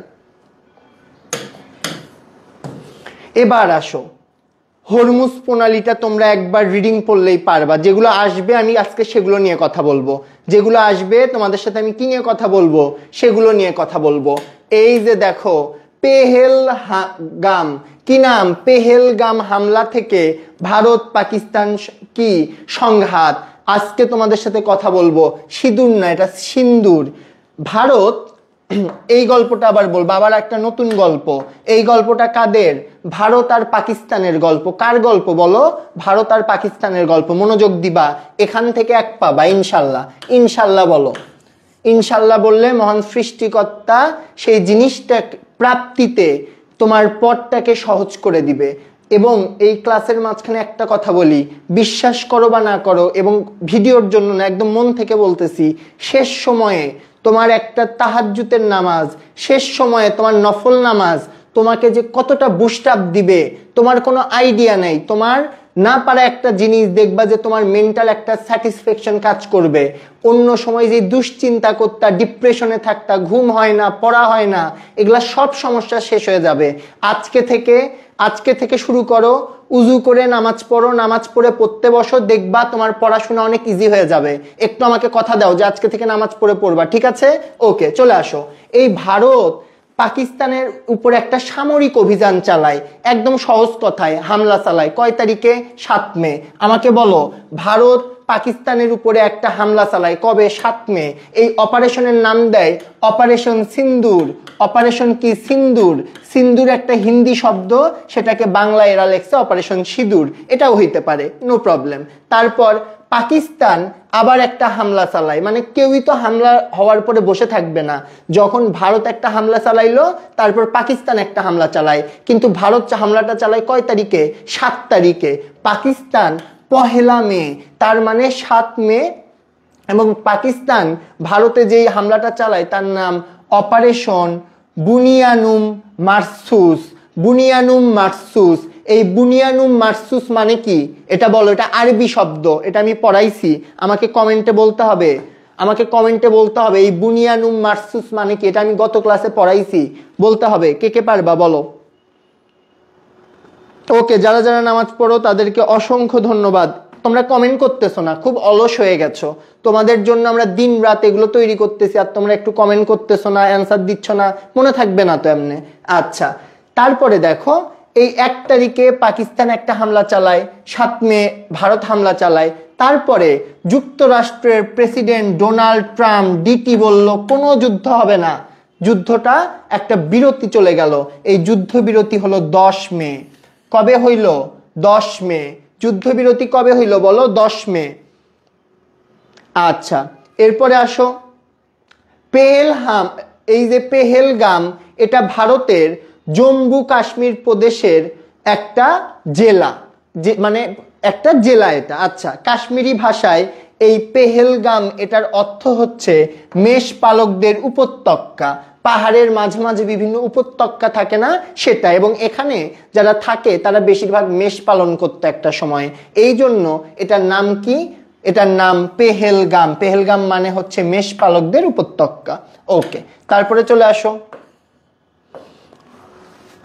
আসছো হইছে? এই পর্যন্ত হইছে নাকি? ক্লিয়ার কিনা বলো। অনেকে রিয়াক্ট দিচ্ছ না, শেয়ার করতেছো না। শেয়ার না করলে স্লাইড পাবা না। তারপর বলো, টিআরএফ এর পূর্ণরূপ কি? দ্য রেজিস্ট্যান্স ফ্রন্ট, কি নাম? The resistance front. এটার প্রতিষ্ঠাতা গুরুত্বপূর্ণ মোহাম্মদ আব্বাস শেখ। এবং এর মূল লক্ষ্য কি? লস্কর-ই তৈয়বা, লস্কর-ই তৈয়বা। ওকে, এই তিনটা খালি পড়ে নিবা রিডিং, তাইলেই হবে। এখান থেকে প্রশ্ন আসতেও পারে, নাও পারে। তারপরে যেখান থেকে প্রশ্ন আসবে চলে আসো। বিমান বিধ্বস্ত হয় কবে? এই যে মাইলস্টোন একটি স্কুল ট্রেজেডি হয়, আমাদের সকলের খুবই মন খারাপ ছিল। সেই ট্রেজেডির 21 জুলাই 2025 তারিখে হয় এবং যেই বিমানটি বিধ্বস্ত হয় তার মডেল ছিল F7। এটা তৈরি করেছিল চায়না। লিখে নাও, এটাকে তৈরি করেছে চায়না, কিন্তু মেইনলি তুমি এটা লিখে নিলেই হবে। কি নাম ছিল? F-17। এবং এটার পাইলট ছিল তৌকির ইসলাম, ফ্লাইট লেফটেন্যান্ট তৌকির ইসলাম। আশা করি এটা তোমাদের সবার মনে আছে এবং এটা থেকে একটা প্রশ্ন আসতে পারে। ওকে, তারপরে আসো ব্যালন ডিয়ার পুরস্কার 2025। যদিও এখানে মেসি পাইনি, তবে মেসি আমার খুব ফেভারিট হওয়ায় আমি এখানে মেসির ছবিটাই রেখেছি। ওকে, তাহলে বর্ষসেরা ফুটবলার পুরুষ কে পেয়েছে? উসমান দেমবেলে। কোন দেশের? ফ্রান্সের। বর্ষসেরা ফুটবলার নারী, খুবই গুরুত্বপূর্ণ আসতে পারে। কি নাম? আইতানা বনমাতি। কোন দেশের? স্পেনের। এবং সর্বোচ্চ ব্যালন ডিয়ার কয়টি? 8টি। কে পাইছে? আমাদের বস লিও মেসি, LM10। মেসির ফ্যান কে কে আছে? একটু সাড়া দাও। ওকে,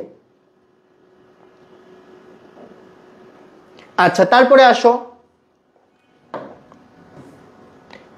আসো অবিভক্ত বাংলার, একদম সবাই মনোযোগ দাও। অবিভক্ত বাংলার সর্বশেষ গভর্নর কে ছিল? Sir F বারোজ। সবাই লেখো। 11 কি হবে? অবিভক্ত বাংলা মানে যখন বাংলা ভাগ হয়নি। এই যে এখন পশ্চিমবঙ্গ, পূর্ববঙ্গ, এটা কি হয়ে যাবে? আচ্ছা, 1 মে বলছিলাম নাকি? ওটা 10 মে। 10 মে দেখো, তোমার 7 মে ভারত হামলা করে, 10 মে পাকিস্তান হামলা করে। এই 10 মেতেই আবার যুদ্ধবিরতি হয়ে যায়। এই 10 মে ডোনাল্ড ট্রাম্প বলে যে কোনো প্রকার যুদ্ধ হবে না, যুদ্ধবিরতি হয়ে যায়। এটা বলতে তাইলে ভুল করছে। এটা কত হবে? 10 মে। 7 মে ভারত হামলা করে, 10 মে পাকিস্তান হামলা করে। ভারতের হামলার নাম ছিল অপারেশন সিন্দুর, আর এটার নাম কি ছিল? বলে ফেলো। ওকে, চলে আসো পরেরটাই চলে আসো। নাম্বার 11 এর অ্যান্সার কি হবে? বলে ফেলো। Sir F বারোজ। তারপরে চলে আসো নাম্বার 12তে চলে আসো। দেখি নেইমারের অনেক শিষ্য গর্জন দিচ্ছে। ওকে, যারা নেইমারের ফ্যান তারা বলতে পারো, রোনালদোর কোনো ফ্যান থাকলে তারাও বলতে পারো। সবাইকে সমান অধিকার দেয়া হচ্ছে। রাজেন্দ্রপুর সেনানিবাসে অবস্থিত মুক্তিযুদ্ধের স্মৃতিস্তম্ভের নাম কি? রক্ত সোপান। রাজেন্দ্রপুর সেনানিবাসে অবস্থিত মুক্তিযুদ্ধের স্মৃতিস্তম্ভের নাম কি? রক্ত সোপান। একটু লিখে নিতে হবে, খালি লিখবা রাজেন্দ্রপুর সেনানিবাস, তারপর লিখবা রক্ত সোপান। একটু লিখে ফেলো ঝটপট। Brazil best. ওর কথার সাথে কি বাকিরা একমত? যারা একমত না তারা একটু কাউন্টার দাও। ওকে, ঠিক আছে, মজা করলাম। তারপরে চলে আসো, পরেরটায় যাই। পলাশির যুদ্ধে সিরাজউদ্দৌলাকে সাহায্যকারী ফরাসি সেনাপতি কে ছিল? সিনফ্রে, ওয়াটসন, হলওয়েল নাকি রবার্ট ক্লাইভ? নাকি অপশন ভুল আছে সেটাও বলতে পারো, ভুল আছে কিনা সেটাও বলতে পারো। কি অ্যান্সার হবে বলো? ফরাসি সেনাপতির নাম কি ছিল? ফরাসি সেনাপতির নাম কি ছিল?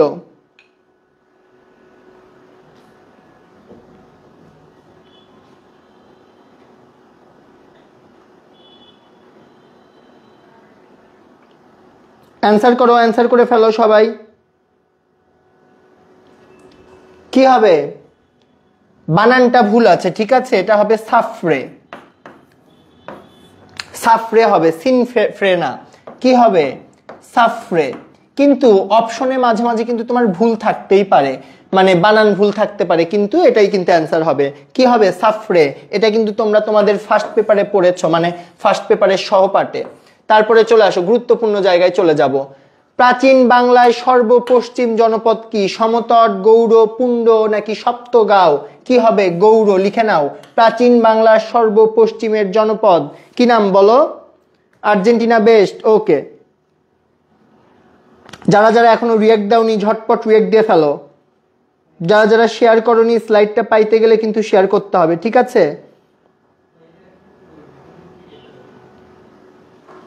ওকে, এবার আসো আমরা আরেকটা গুরুত্বপূর্ণ টপিক পড়ব এবং এই টপিক থেকেও কমন পাবা। বেগম খালেদা জিয়া, লিখে নাও, এই টপিক থেকেও কমন পাবা।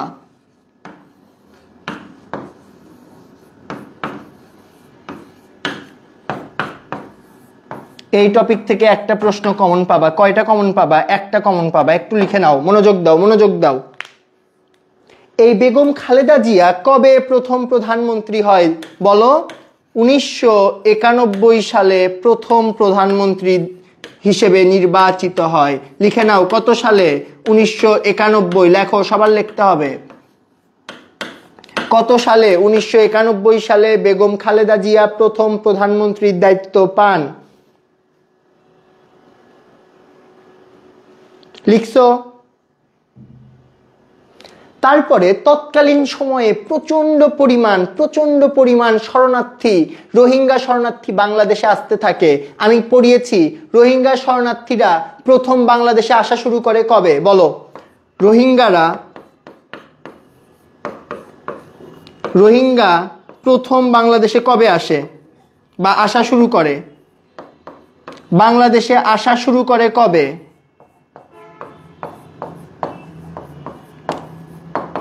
বলেছিলাম 1978 সালে। এই যে একটা বাংলাদেশে অনেক অনুপ্রবেশ ঘটছিল, তখন বেগম খালেদা জিয়া খুব একটা প্রশংসনীয় কাজ করেছিল। কি কাজ? তিনি জাতিসংঘের যেই সকল কর্মকর্তা ছিল, যারা বিভিন্ন জায়গায় অভিবাসনের মানুষজনকে নিয়ে কাজ করে, তাদের সহায়তায় তাদেরকে রিকোয়েস্ট করে এই শরণার্থী ফেরত দিয়েছিল। কত সালে? লিখে নাও, 1993 সালে। সবার লিখতে হবে, এই জায়গা থেকে কোশ্চেন আসবে। 1993 সালে লিখে নাও। কতই নভেম্বর? 5 নভেম্বর। 1993 সালের 5ই নভেম্বর বেগম খালেদা জিয়া কি করেন? জাতিসংঘের মাধ্যমে শরণার্থী ফেরত পাঠায়। কার মাধ্যমে? জাতিসংঘের মাধ্যমে শরণার্থী ফেরত পাঠায়।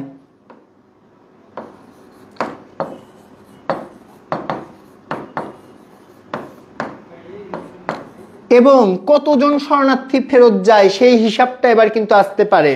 আমার সাথে বলো 2-29, আমার সাথে বলো 2, তারপরে বলো 29, তারপরে আমার সাথে বলো 48-3। 48-3 আমি এভাবেই মুখস্থ করেছিলাম, তোমরা তোমাদের যেভাবে সুবিধা মুখস্থ করতে পারো। 2-29, 48-3, 2-29, 48-3। এটা কি? 1993 সালের 5 নভেম্বর জাতিসংঘের সহায়তায় যেই রোহিঙ্গারা এসেছিল বা যেই শরণার্থীরা এসেছিল, তাদেরকে বেগম খালেদা জিয়া তাদেরকে তাদের দেশে পাঠায়। কতজন? 2-29, 48-3। সবাই কমেন্ট করো, কতজন? 2-29, 48-3। সবার কমেন্ট করতে হবে। 2-29, 48-3 সবাই কমেন্ট করো।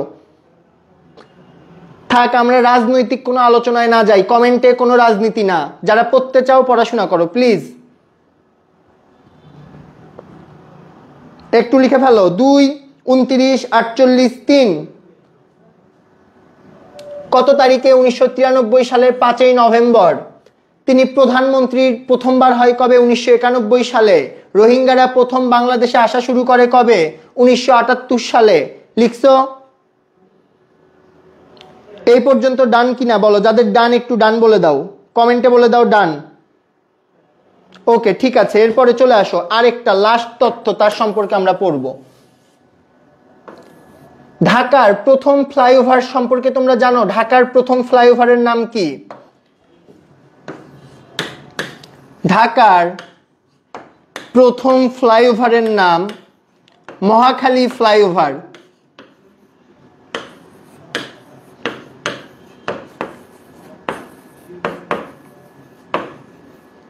এই মহাখালী ফ্লাইওভার উদ্বোধন করেন খালেদা জিয়া। কবে করেন? এই ফ্লাইওভারটা কবে উদ্বোধন করেন বলো? 2004 সালে উদ্বোধন করেন। এটা একটা খুবই গুরুত্বপূর্ণ এমসিকিউ। তাহলে প্রথম প্রধানমন্ত্রী হইলেন 1991-এ। 1993 সালের 5ই নভেম্বর কত 2, আমার সাথে বলো কত 2, 29, 48 3জন রোহিঙ্গা শরণার্থীকে তাদের দেশে পাঠালেন। এবং 2004 সালে তিনি কি করলেন? ঢাকার প্রথম ফ্লাইওভার, নাম হচ্ছে মহাখালী ফ্লাইওভার, উদ্বোধন করলেন। কত সালে? 2004 সালে। এই পর্যন্ত যাদের ক্লিয়ার একটু ডান বলে দাও। এই পর্যন্ত যাদের ক্লিয়ার একটু ডান বলে দিতে হবে। সবাই আমরা একটু ফ্রেন্ডদেরকে মেনশন দেই, একটা করে বন্ধুকে মেনশন দেই, সবাই একটু একটা করে ফ্রেন্ডকে মেনশন দিয়ে দেই তো প্লিজ, একটু কুইকলি দেই। অনেকে এখনো রিয়াক্ট দিচ্ছ না, কমেন্ট করতেছো না, একটু রিয়াক্ট কমেন্ট দাও। এবং যারা যারা শেয়ার করছো, শেয়ার করে শেয়ার ডান লেখো, তাহলেই কিন্তু স্লাইডটা পেয়ে যাবে। ঠিক আছে, ওকে। তারপরে আসো আমরা একটু নোবেল প্রাইজ নিয়ে কথা বলি। বলো 2025 সালে শান্তিতে নোবেল পুরস্কার পায় কে?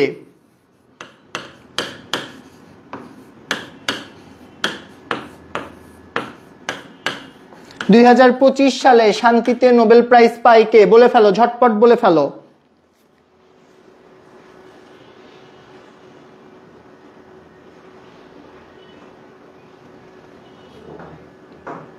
কি নাম? মারিয়া, তারপর আবার কারিনা, তারপর আবার মাদাচো। এখন তোমরা খালি এমসিকিউ পড়লে এটা পড়তেছো, কিন্তু এটার পিছন থেকে যে আরো 3-4টা এমসিকিউ আসতে পারে এবং পরীক্ষায় অবশ্যই আসবে, সেটা তোমরা বুঝতেছো না। লিখে নাও, তিনি কোন দেশের? বলো। এই মারিনা, কারিনা, মাদাচো, এটা কোন, উনি কোন দেশের? বলো। কারিন লেক্সি, আচ্ছা নাও কারিনা। মারিয়া, কারিনা, মাদাচো কোন দেশের? সবাই কমেন্ট করো। ডোনাল্ড ট্রাম্প, চমৎকার। আরে তোমাদের তো একেবারে অক্সফোর্ডে হয়ে যাবে, ঢাবিতে না। বলো তিনি কোন দেশের? তিনি ভেনেজুয়েলা। ভেনেজুয়েলা।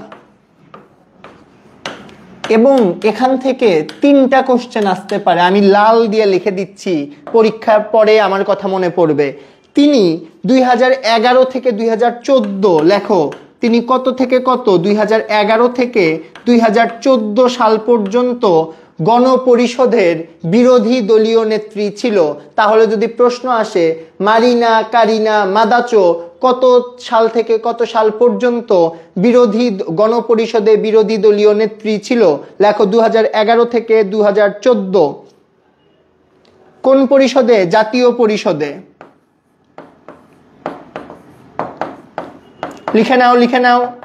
কি ছিল? বিরোধী দলীয় নেত্রী। খালি বি লিখলাম মানে বিরোধী দলীয়, নে লিখলাম নেত্রী। লিখে ফেলো ঝটপট। লিখছো?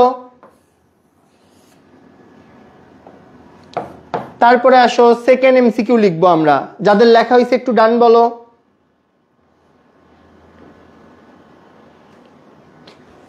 তার একটা রাজনৈতিক দল আছে, সেই রাজনৈতিক দলের নাম কি? তার রাজনৈতিক দলের নাম হচ্ছে, বলো রাজনৈতিক দলের নাম কি? বলে ফেলো, যারা যারা জানো বলে ফেলতে হবে। খুবই সহজ, খালি আগে লিখবা ভেন্তে, তারপর দেশের নাম লিখবা ভেনেজুয়েলা। তাইলে রাজনৈতিক দলের নাম বলো কি? ভেন্তে ভেনেজুয়েলা। তিনি জাতীয় পরিষদে বিরোধী দলীয় নেত্রী ছিলেন 2011 থেকে 2014। স্ক্রিনশট নিয়ে আমাকে ডান বলো। যাদের স্ক্রিনশট নিয়ে আসে তারা একটু আমাকে ডান বলো। এবং এই ভদ্র মহিলা 2012 সালে, কত সালে? 2012 সালে প্রেসিডেন্ট নির্বাচন করে বা রাষ্ট্রপতি নির্বাচন করে। লিখে নাও। লিখতে হবে, লিখতে হবে, সবার লিখতে হবে। লিখে ফেলো। যারা যারা শেয়ার দাওনি ঝটপট শেয়ার দিয়ে ফেলো।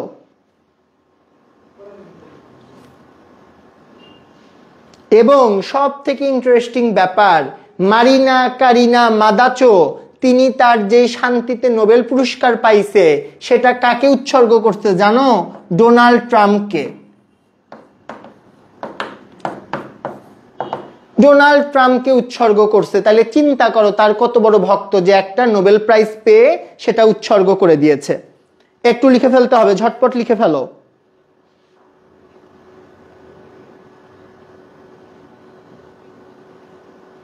লেখা হলে একটু আমাকে জানাতে হবে, লিখছো কিনা একটু আমাকে জানাতে হবে।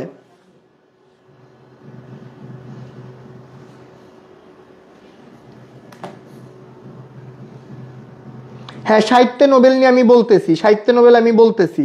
আচ্ছা ঠিক আছে, যেহেতু সাহিত্য নোবেলের কথা বললেন,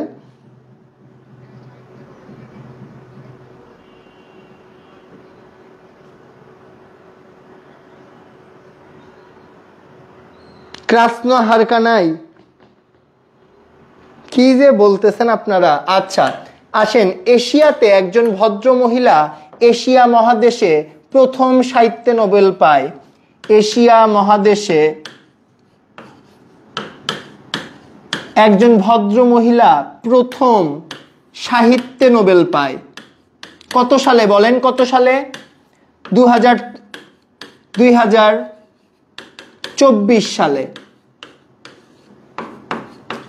ঝটপট লিখতে হবে, ঝটপট লিখে ফেলেন। কি নাম? হান কাং হিউন। আপনারা যে নাম লিখছেন, আমি আপনাদের নাম পড়েই দাঁত ভেঙে গেল। হান কাং হিউন, কি নাম? হান কাং হিউন সাহিত্যে নোবেল পায়। এবং ভদ্র মহিলা একজন স্কুল শিক্ষক। তার প্রফেশন কি বলেন? তিনি ছিলেন একজন স্কুল শিক্ষক। এবং তার যখন 45 বছর বয়স, কত বয়স?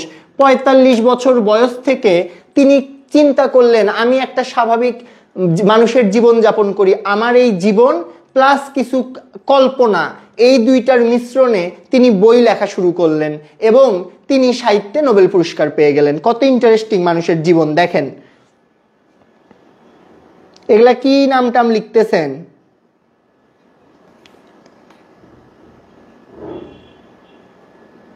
এই শাওরিয়া শয়ন, আজে বাজে কমেন্ট করলে থাপ্পড় দিয়ে ক্লাস থেকে বের করে দিব। কোনো আজে বাজে কমেন্ট করবেন না। পড়তে আসছেন, পড়াশোনা করেন। আচ্ছা তারপরে আসেন, তিনি স্কুল শিক্ষক ছিলেন, 45 বছর বয়সে তিনি এই লেখালেখি শুরু করেন। এবং তার কিন্তু আমি যদি, আচ্ছা এইটুকু একটা স্ক্রিনশট নিয়ে আমাকে একটু ডান বলেন, তারপর আমি মিশাই দিচ্ছি। এখান থেকে কিন্তু প্রশ্ন আসবে, ঠিক আছে? এবং আরেকটা তথ্য দেই, তিনি দক্ষিণ কোরিয়ার, তিনি কোন দেশের? দক্ষিণ কোরিয়ার প্রথম নোবেল বিজয়ী। দক্ষিণ কোরিয়ার প্রথম নোবেল বিজয়ী।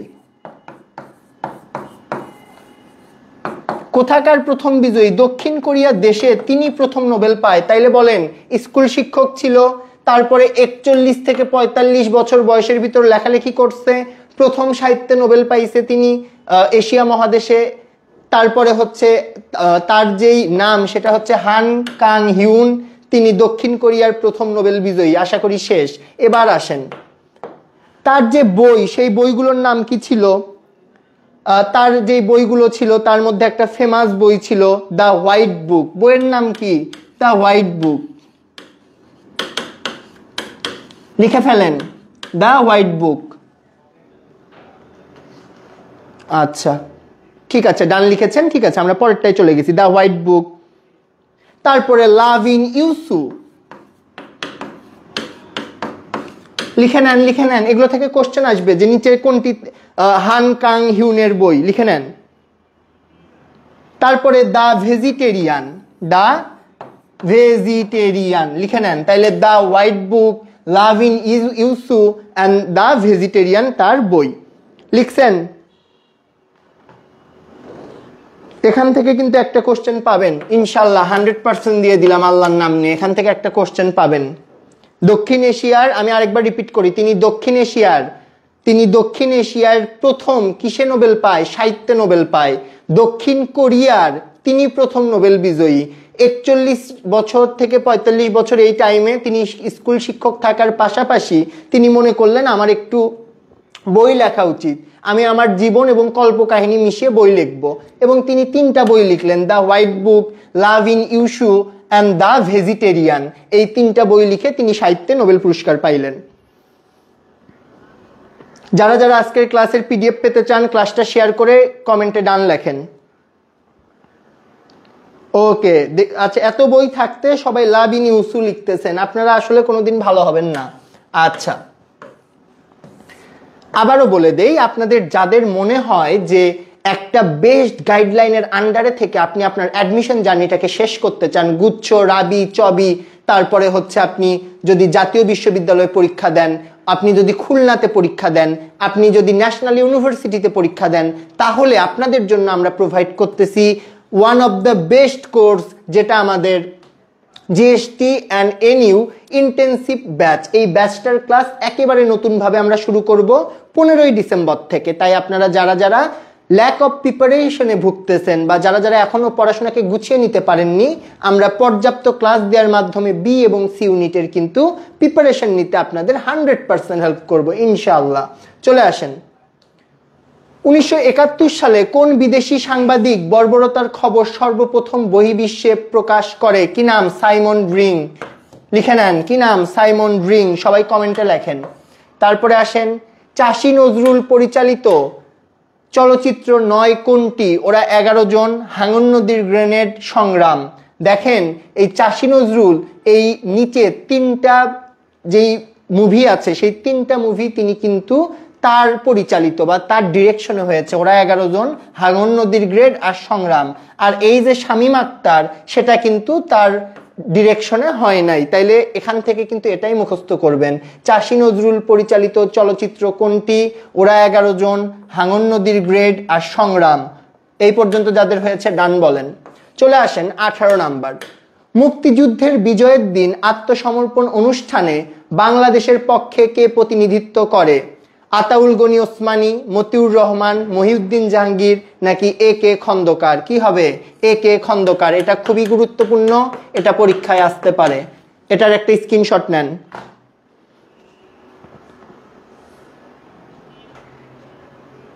এই পর্যন্ত ক্লিয়ার? এই পর্যন্ত যাদের ক্লিয়ার একটু আমাকে ডান বলেন। ক্লাসটা কি বেশি বোরিং লাগতেছে? ক্লাস কি বোরিং লাগতেছে কিনা বলেন। এটা বি ইউনিটের জন্য। ক্লাস বোরিং লাগলে বলবেন, জোকস বলবো। আচ্ছা, তারপরে আসেন 19 নাম্বার, কোন নারী মুক্তিযোদ্ধা মুক্তি বেটি নামে পরিচিত? কে? কাকন বিবি। কোন নারী মুক্তিযোদ্ধা মুক্তি বেটি নামে পরিচিত? কে? কাকন বিবি। লিখে নেন। তারপরেরটায় আসেন, জাতীয় স্মৃতিসৌধে ফলক কয়টি? 60টি। কয়টা ফলক? 60টা ফলক। জাতীয় স্মৃতিসৌধ কোথায় অবস্থিত? স্থানের নাম বলবেন। কোথায় বলেন? সাভার, খুলনা, চিটাগাং, বরিশাল, ঢাকা। কোথায়? জাতীয় স্মৃতিসৌধ কোথায় অবস্থিত? কমেন্ট করেন, বলে ফেলেন জাতীয় স্মৃতিসৌধ কোথায় অবস্থিত। ওকে, ঠিক আছে। তারপরেরটাই আসেন, এখন আমরা একটু জুলাই শহীদ এই বিষয়গুলো নিয়ে পড়বো। এখান থেকে আপনারা 1 নাম্বার ফর শিওর 100% লিখে রাখেন, নিচের গুলো থেকে পাবেন। 1 হচ্ছে আবু সাইদ, তিনি ছাত্র অভ্যুত্থানের প্রথম শহীদ, এটা আপনারা সবাই জানেন। তার বাড়ি রংপুর, এটাও জানেন। পীরগঞ্জ উপজেলার মদনখালী ইউনিয়নের বাবনপুর গ্রাম, গ্রামের নামটা খালি মনে রাখেন, কি? বাবনপুর গ্রাম, মনে রাখেন। তারপর তিনি বেগম রোকেয়ার ইংরেজির স্টুডেন্ট ছিল এবং শহীদ হয় 16 জুলাই। এইটুকু জাস্ট খালি মনে রাখেন, আর কিচ্ছু না। চলে আসেন পরেরটা, এগুলো অনেকবার পড়ছেন, তাও একবার রিভিশন দিয়ে দিই। তারপরে আসেন, আবু সাইদকে নিয়ে একটা শিল্পকর্ম অঙ্কিত হয়েছে, তার নাম কি? উন্নত মমশির, মানে মাথাকে উঁচু করে রাখতে বলা হয়েছে। এই শিল্পীর নাম শহীদ কবির। কি নাম? কি কবির? শহীদ কবির। গুরুত্বপূর্ণ। Shoot me, I bear my chest, এই যে চলচ্চিত্র, এই চলচ্চিত্র কাকে নিয়ে? আবু সাইদকে নিয়ে। আমাকে গুলি করো, আমি আমার বুক পেতে দিচ্ছি বা বুক পাতিয়ে দিচ্ছি, আমাকে গুলি করো। Shoot me, I bear my chest, এটা কাকে নিয়ে চলচ্চিত্র? কমেন্টে লেখেন আবু সাইদ। কাকে নিয়ে? আবু সাইদ। নামটা কি? Shoot me, I bear my chest. তারপরে 16ই জুলাই, এটা যেহেতু তিনি শহীদ হয়েছেন তাই এটা বেগম রোকেয়া বিশ্ববিদ্যালয়ে এই দিবসটা পালন করা হয়। এবং এই যে বুকের ভেতর অনেক ঝড়, বুক পেতেছি গুলি কর, এই স্লোগানটি মূলত আবু সাইদের অভিব্যক্তি। মানে হচ্ছে এই যে কথাটা, বুকের ভিতর ভীষণ ঝড়, বুক পেতেছি গুলি কর, এটার এই দৃশ্যটা কোথায় যে রিক্রিয়েট হয়েছে? আবু সাইদকে যেভাবে হত্যা করা হয়েছে সেখানে রিক্রিয়েট হয়েছে। তাহলে এখান থেকে পুরা পৃষ্ঠার ভিতরে 2টা ইম্পর্টেন্ট। কি কি? প্রথমটা হচ্ছে আবু সাইদকে নিয়ে অঙ্কিত শিল্পকর্ম উন্নত মমশির, কে করেছে? শহীদ কবির। আর একটা মুভি হয়েছে shoot me, I bear my chest, এটা কাকে নিয়ে নির্মিত? আবু সাইদকে নিয়ে নির্মিত। আশা করি পারবেন, এইটুকু কে কে পারবেন বলেন। তারপরে আসেন, এই ছাত্র সংগ্রাম অভ্যুত্থানের দ্বিতীয় শহীদ হচ্ছে কে? দ্বিতীয় শহীদ ওয়াসিম আকরাম। তিনি পেকুয়া কক্সবাজারের তার জন্ম, এবং তিনি চট্টগ্রাম কলেজে সমাজবিজ্ঞান বা সোসিওলজির স্টুডেন্ট ছিল। এইটুকু জানলেই হবে। চলে আসেন তারপরে,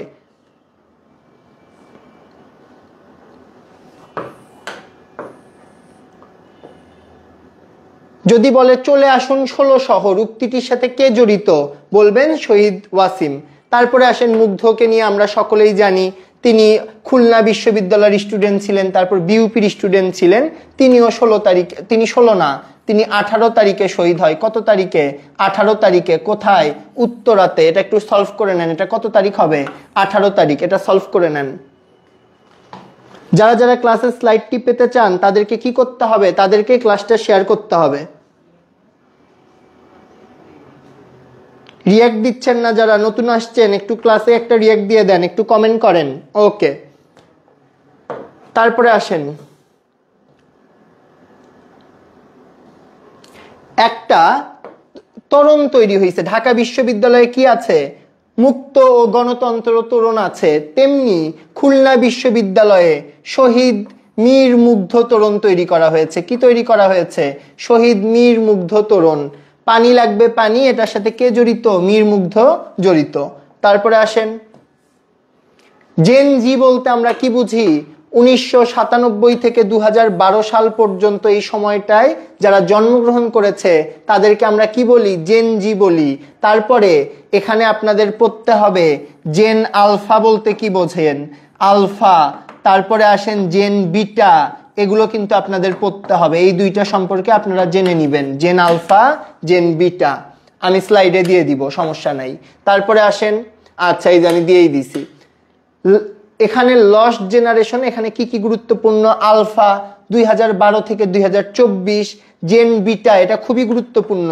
জেন বিটা 2025 থেকে 2039 ভিতর যারা জন্মগ্রহণ করবে তারা জেন বিটা। আর জেন জেড মানেই হচ্ছে জেন জি, আমরা যেটাকে ডাকি 1997 থেকে 2012 সাল পর্যন্ত যারা জন্ম। এখানে ক্লাসে কি কেউ আছেন জেন জি না? অন্য অন্য জেনারেশনের কেউ থাকলে আওয়াজ দেন। তাইলে আমরা সবাই কোন জেনারেশনের? জেনারেশন জেড এর আমরা সবাই। এবং আমাদের পরের জেনারেশন, জেনারেশন আলফা, তারপরে হচ্ছে জেনারেশন বিটা।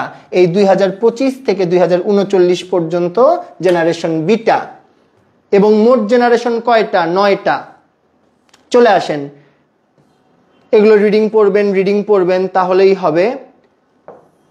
ইতিহাসের অন্যতম ভয়াবহ ভূমিকম্প, যেটার রিক্টার স্কেলে ছিল 5.7 রিক্টার স্কেল।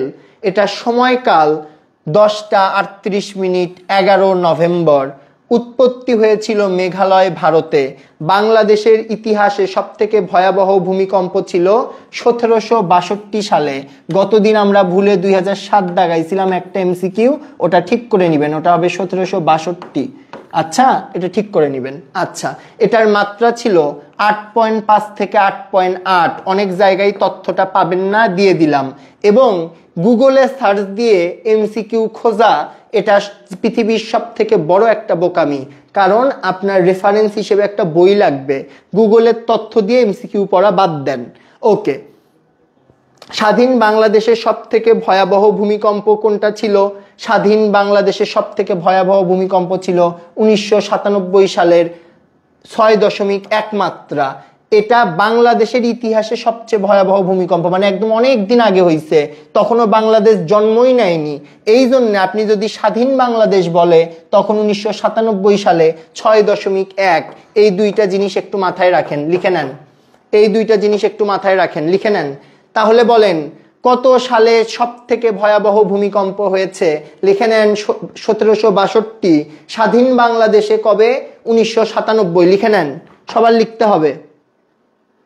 জেন আলফার একজনকে পেয়েছি, ভদ্র মহিলা। ওকে, ঠিক আছে।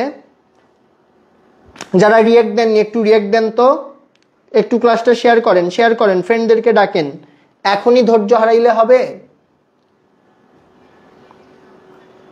আজকের ক্লাসে কি আপনারা অনেক কিছু শেখেন নাই? নতুন কত কিছু শিখছেন? এমন কিছু আছে যেটা নিয়ে আলোচনা করা হচ্ছে না? প্রত্যেকটা বিষয়, সাম্প্রতিক বাংলাদেশ, নদীনালা, মুক্তিযুদ্ধ, ভাষা আন্দোলন, জুলাই অভ্যুত্থান, প্রত্যেকটা বিষয় আমরা পড়াচ্ছি। এবং শুধুমাত্র পর প্ল্যাটফর্মের ক্লাস লাস্টে যারা করেছে গত বছর, তারা যেভাবে খুশি ছিল, আপনারাও প্রশ্নটা হাতে পাওয়ার পর সেম ভাবে খুশি হবেন। কিন্তু আপনারা এটা বুঝতেছেন না। আগের বারের স্টুডেন্টরা বুঝেছিল, তারা রেগুলার ছিল, লিখেছে, নোট জমা দিয়েছে, আপনারা কিন্তু সিরিয়াস হচ্ছেন না। ঠিক আছে, সিরিয়াস হইতে হবে। চলে আসেন। পৃথিবীতে সব থেকে ভয়াবহ ভূমিকম্প হয় চিলিতে। কবে? 1960 সালে।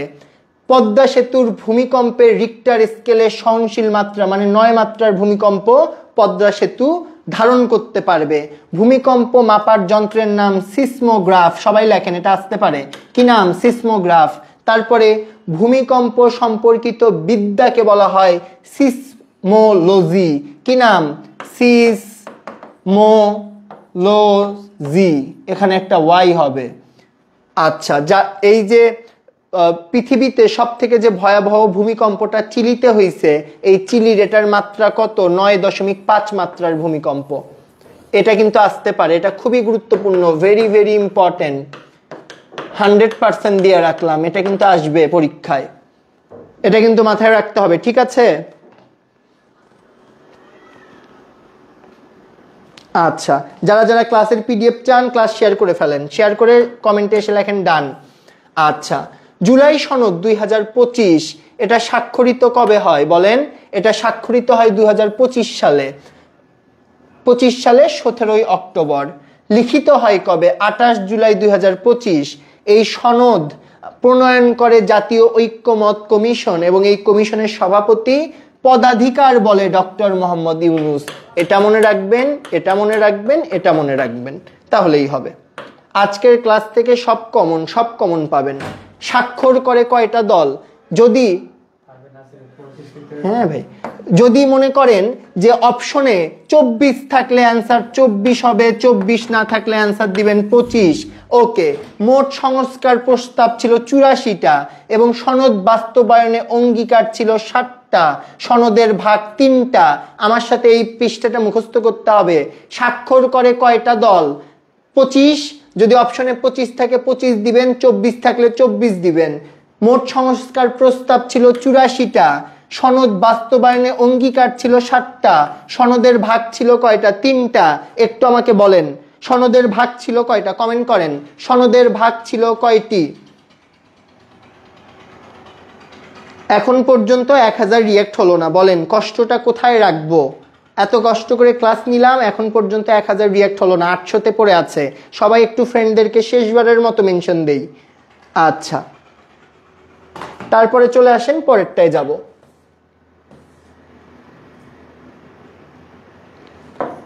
সার্কভুক্ত দেশগুলার আমরা একটা প্রতিবেদন দেখব। জনসংখ্যায় এই সার্কভুক্ত দেশের ভিতরে সব থেকে আগে আছে ভারত, এবং সব থেকে কম মালদ্বীপ।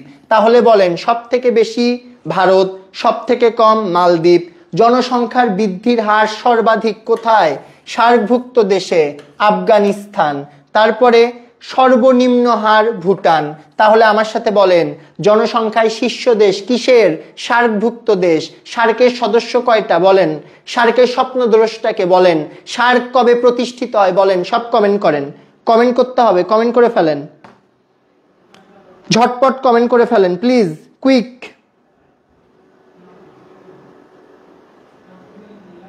আমাদের কমন পাইতেই হবে, আমাদের চান্স পাইতে হবে, আমাদের ভালো করতে হবে। সবাই আমরা একটু মনোযোগ দেই, ধৈর্য হারাইলে হবে না। ঠিক আছে? আপনারা সারা বছর যখন পড়ার সময় পড়েন নাই, তাইলে আজকে কি একটু মনোযোগ দিতে হবে না? অবশ্যই দিতে হবে, একটু মনোযোগ দেন। আচ্ছা, অনেকের হয়তো অনেকক্ষণ ক্লাস করে মাথাটা একটু গরম হয়ে গেছে। বিসমিল্লাহির রহমানির রাহিম, আল্লাহর নাম নিয়ে আমরা আবার একটু শুরু করি। দেখেন, জনসংখ্যার শীর্ষ দেশ ভারত, তার মানে এই যে সার্কের যে দেশগুলো আছে সব থেকে বেশি কোথায়? ভারতে, এবং সব থেকে কম কোথায়? মালদ্বীপে। তারপর বলেছে জনসংখ্যা বৃদ্ধির হার, তার মানে প্রতি বছর জনসংখ্যা বৃদ্ধি পাচ্ছে, তার হার সব থেকে বেশি কার? সব থেকে বেশি কার জনসংখ্যা বৃদ্ধির হার? আফগানিস্তানের। এই আফগানিস্তানে এখন কোন প্রশাসন আছে? তালেবান আছে। এবং সম্প্রতি কোন দেশ সকল ধরনের বৈদেশিক মুদ্রা নিষিদ্ধ করেছে? কমেন্ট করতে হবে। গতদিন পড়াইছি পৃথিবীর বাকি সব দেশের মুদ্রা নিষিদ্ধ করেছে আফগানিস্তান। কোন প্রশাসন? তালেবান প্রশাসন। তারপর বলেন জনসংখ্যার বৃদ্ধির হার সর্বনিম্ন কোথায়? ভুটান। এখন ফার্স্ট সেকেন্ড থার্ড কোনোটাতেই আমার দেশ বাংলাদেশ নেই, তাহলে একটু বাংলাদেশ নিয়ে আলাদাভাবে পড়ি। জনসংখ্যায় বিশ্বে বাংলাদেশের অবস্থান অষ্টম, জনসংখ্যা বৃদ্ধির হার 2.1%। সবাই লিখি, কমেন্ট করব 2.1% কার? বাংলাদেশের জনসংখ্যা বৃদ্ধির হার। 1956 সালে পাকিস্তানের সংবিধান প্রণয়ন করেন শহীদ সোহরাওয়ার্দী। তার নামে ঢাকা বিশ্ববিদ্যালয়ের পাশে একটা উদ্যান আছে, নাম কি? সোহরাওয়ার্দী উদ্যান। কে কে জাননি কোনোদিন? বলেন, চান্স পাওয়ার পর চলে যাবেন। ওকে, তারপরে আসেন পরেরটায়। 1969 25শে মার্চ আইয়ুব খানের পতনের পর পাকিস্তানের প্রেসিডেন্ট হয় ইয়াহিয়া খান। এই 1969 কি হয়েছে? গণ অভ্যুত্থান হয়েছে। গণ অভ্যুত্থান হয়েছে। 1966 কি হয়েছে? 6 দফা হয়েছে। তারপরে বলেন 1970 কি হয়েছে? সাধারণ নির্বাচন হয়েছে। 1962 কি হয়েছে? শিক্ষা আন্দোলন হয়েছে। এই জিনিসগুলো আপনাদের পড়তে হবে। চলে আসেন তারপরে যাই। কোন বীরশ্রেষ্ঠের দেহাবশেষ পাকিস্তান থেকে বাংলাদেশে আনা হয়েছে? Flight lieutenant Matiur Rahman. মতিউর রহমান তাদের এয়ার ফোর্সের একজন সদস্য ছিল। তিনি পাকিস্তানের একটা বিমান নিয়ে বাংলাদেশে আসতে ধরেছেন। ওই সময়ে তিনি বিমান দুর্ঘটনায় মারা গেছেন এবং তার কবরস্থান পাকিস্তানেই ছিল। সম্প্রতি কিছুদিন আগে বাংলাদেশ সরকার থেকে তার যেই মরদেহ বা তার যেই লাশ সেটিকে কিন্তু বাংলাদেশে হস্তান্তর করা হয়। সুতরাং এটা খুবই গুরুত্বপূর্ণ। ফ্লাইট লেফটেন্যান্ট মতিউর রহমান, তিনি কিন্তু বীরশ্রেষ্ঠ। ওকে, স্বাধীন বাংলাদেশকে স্বীকৃতি দানকারী প্রথম কি দেশ? মুসলিম দেশকে। বলেন, সেনেগাল, ইন্দোনেশিয়া, মালয়েশিয়া, ইরাক। কে হবে? সেনেগাল। 24 পর্যন্ত কারো কোনো কোশ্চেন আছে? 24 পর্যন্ত ক্লিয়ার কার কার একটু বলতে হবে। কারো কোনো কোশ্চেন আছে কিনা? কিছু না বুঝলে আমাকে বলবেন, ভয় নেই তো, আমরা আছি তো, পরও আপনাদের সাথে সব সময় আছে। 71-এর যিশু সিনেমাটি কোন বিষয়ের উপর নির্মিত? 71 আছে মানে এই মুক্তিযুদ্ধ। চলে আসেন তারপরেরটাই। 26, ফজলুল হককে শেরে বাংলা উপাধি দেওয়া হয় 1907 সালে। কত সালে? 1907। আমার সাথে বলেন, শেরে বাংলা উপাধি দেয়া হয় 1907-এ। কাকে? ফজলুল হক। ফজলুল হক শেরে বাংলা উপাধি 1907। আমার সাথে বলেন, ফজলুল হক শেরে বাংলা উপাধি 1907। ওকে, তারপরে চলে আসেন।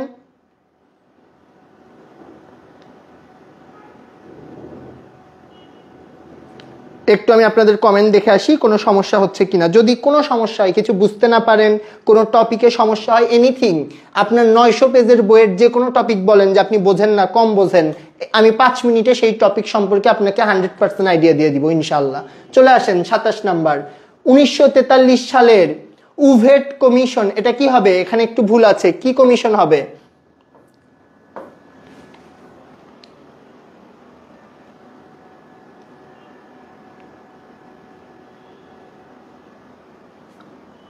এটা কি হবে বলেন?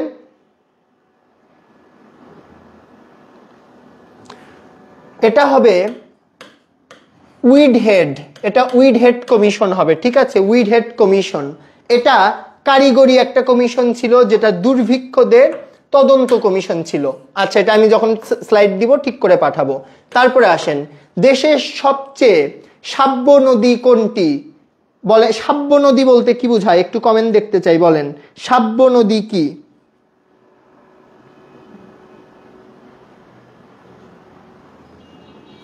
সাব্য নদী মানে যে সকল নদী নৌকা বা নৌ চলাচলে উপযোগী, বা যেগুলো নৌ চলাচল সহজে করা যায়, নৌ চলাচলে উপযোগী, স্রোত কম, বা ঝামেলা কম, সহজে যাওয়া যায় সেগুলা। সবচেয়ে শ্রাব্য নদী মেঘনা। তারপরে আসেন 29 নাম্বার, কংস নদীর উৎপত্তি স্থল কোথায়? গারো পাহাড়। কংস গারো, বলেন কংস কোথায়? গারো। পিকচার হাউস ছিল কি? একটা সিনেমা হল। পিকচার হাউস একটা সিনেমা হল। এখন বলেন ডক্টর শহীদুল আলম একটা পিকচার বা ফটো লাইব্রেরি দেয়, সেই ফটো লাইব্রেরির নাম কি? ফটো লাইব্রেরির নাম দিক ফটো লাইব্রেরি। মনে আছে কার কার? এই দিক ফটো লাইব্রেরি কত সালে প্রতিষ্ঠিত হয়? দিক ফটো লাইব্রেরি কত সালে প্রতিষ্ঠিত হয়? কমেন্টে জানাতে হবে। দিক ফটো লাইব্রেরি কত সালে প্রতিষ্ঠিত হয়?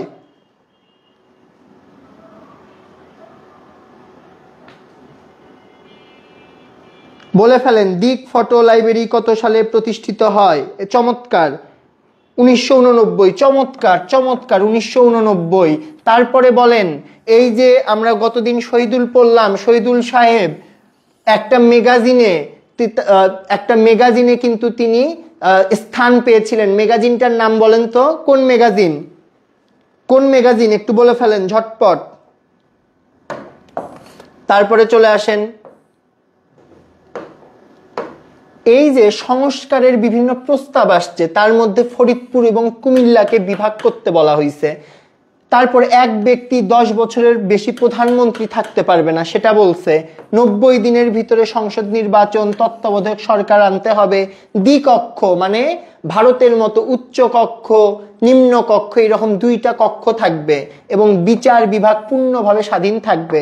কোন দেশের রাষ্ট্রপতি প্রধানমন্ত্রী চাইলেই কল দিয়ে বলতে পারবে না ফাঁসি দিয়ে দেন, ঠিক আছে? সেটা কিন্তু নিশ্চিত করা হবে। তারপরে আসেন, নিউ ইয়র্কের প্রথম মুসলিম মেয়রের নাম কি? জোহরান মামদানি। মাদানি না কিন্তু, এটা কি হবে? মামদানি। একটু বানান ভুল আছে, টাইপিং মিস্টেক হয়ে যায়, একটু ক্ষমা সুন্দরভাবে দেখবেন। তিনি কিন্তু 50.4% ভোট পাইছে এবং দায়িত্ব গ্রহণ করবে 1 জানুয়ারি 2026। একটা স্ক্রিনশট নেন। Time magazine. চমৎকার। কোন ভাইয়া বিয়ে করছে? বুঝি নাই, কমেন্ট। এটা তো আপনাদের জিকেতে আসবে না ভাইয়া আপু, এই কোশ্চেন তো জানার কোনো দরকার নেই। এটা কি আপনার সাধারণ জ্ঞানে আসবে? আসবে না। ওকে, তারপরে আসেন, নিউ ইয়র্কের প্রথম মেয়র সম্পর্কে আরেকটা তথ্য জানতে হবে। তার দল হচ্ছে ডেমোক্রেটিক পার্টি। তিনি নিউ ইয়র্ক সিটির 111তম মেয়র। খুবই গুরুত্বপূর্ণ। কততম? 111তম। দক্ষিণ এশিয়ার বংশোদ্ভূত প্রথম মেয়র, এই জন্য তাকে নিয়ে এত কথাবার্তা হচ্ছে। এবং শতবর্ষের মধ্যে তাই তিনি সর্বকনিষ্ঠ মানে সব থেকে ছোট মেয়র। সব থেকে ছোট মেয়র। এবং আরেকটা তথ্য এখানে দিয়ে রাখি, শান্তিতে নোবেল পুরস্কার প্রাপ্ত ভদ্র মহিলার নাম আমরা কি বলেছিলাম? মারিয়া কারিনা মাদাচো। এই মারিয়া কারিনা মাদাচো তিনিও কিন্তু এই বছর 2025-এ যাদেরকে নোবেল দেওয়া হয়েছে তাদের ভিতরে সর্বকনিষ্ঠ বা বয়সের দিক থেকে সব থেকে ছোট। ওকে, তারপরে আসেন, দরকার নাই। মুশফিকুর রহিমের 100তম টেস্ট থেকে একটা প্রশ্ন আসতে পারে। 100তম টেস্ট খেলে আয়ারল্যান্ডের বিপক্ষে। বিশ্বে 11তম ক্রিকেটার হিসেবে 100তম টেস্টে সেঞ্চুরি করে মুশফিকুর রহিম। খুবই গুরুত্বপূর্ণ। বাংলাদেশের হয়ে প্রথম ডাবল সেঞ্চুরি কে করে? মুশফিকুর রহিম। যৌথভাবে বাংলাদেশের সব থেকে বেশি সেঞ্চুরি করছে মমিনুর আর হচ্ছে মুশফিকুর রহিম।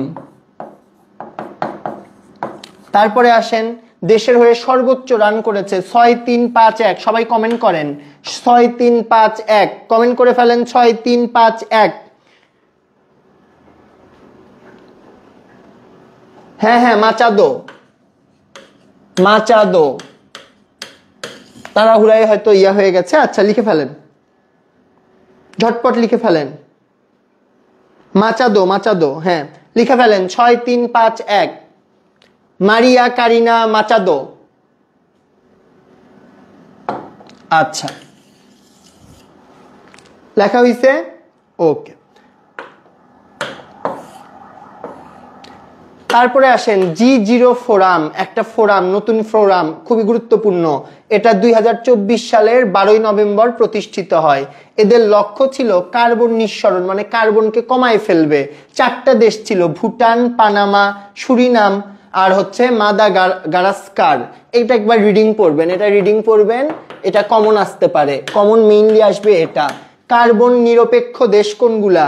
এই যে ভুটান, এই যে পানামা, এই যে সুরিনাম, এই যে মাদাগাস্কার, এই 4টা 2টাতেই আছে। এখানে আছে গায়না, কমোরস, গ্যাবন, নিউই। পৃথিবীতে প্রথম 0 কার্বন নিঃসরিত দেশ ভুটান। একটা স্ক্রিনশট নেন।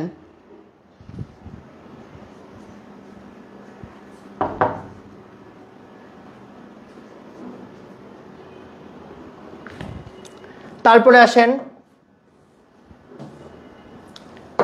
ব্রিক্সের সদস্য কে কে? ব্রাজিল, রাশিয়া, ভারত, চীন, দক্ষিণ আফ্রিকা, মিশর, সংযুক্ত আরব আমিরাত, তারপর সৌদি আরব, ইরান, ইথিওপিয়া, ইন্দোনেশিয়া। এগুলো জাস্ট এমনি দেখাইতেছি। কয়টা সদস্য ব্রিক্সে? 11টা। আচ্ছা, প্রথমে কয়টা সদস্য ছিল? জয়টা অক্ষর তয়টা সদস্য ছিল। তারপর এনডিবি, এটা সদস্য 9টা। এগুলা জাস্ট রিডিং পড়বেন, এই জন্য দিয়ে দিছি যে গুরুত্বপূর্ণ, রিডিং পড়বেন, এটা পরীক্ষায় আসতে পারে।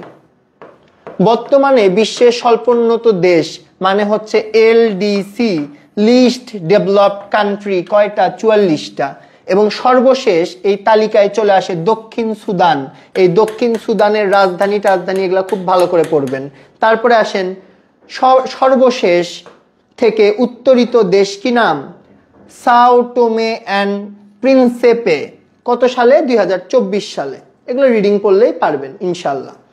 চলে আসেন, কত সালে বুড়িগঙ্গা নদীর তীরে বাকল্যান্ড বাঁধ নির্মাণ করা হয়? খুবই গুরুত্বপূর্ণ, 1864।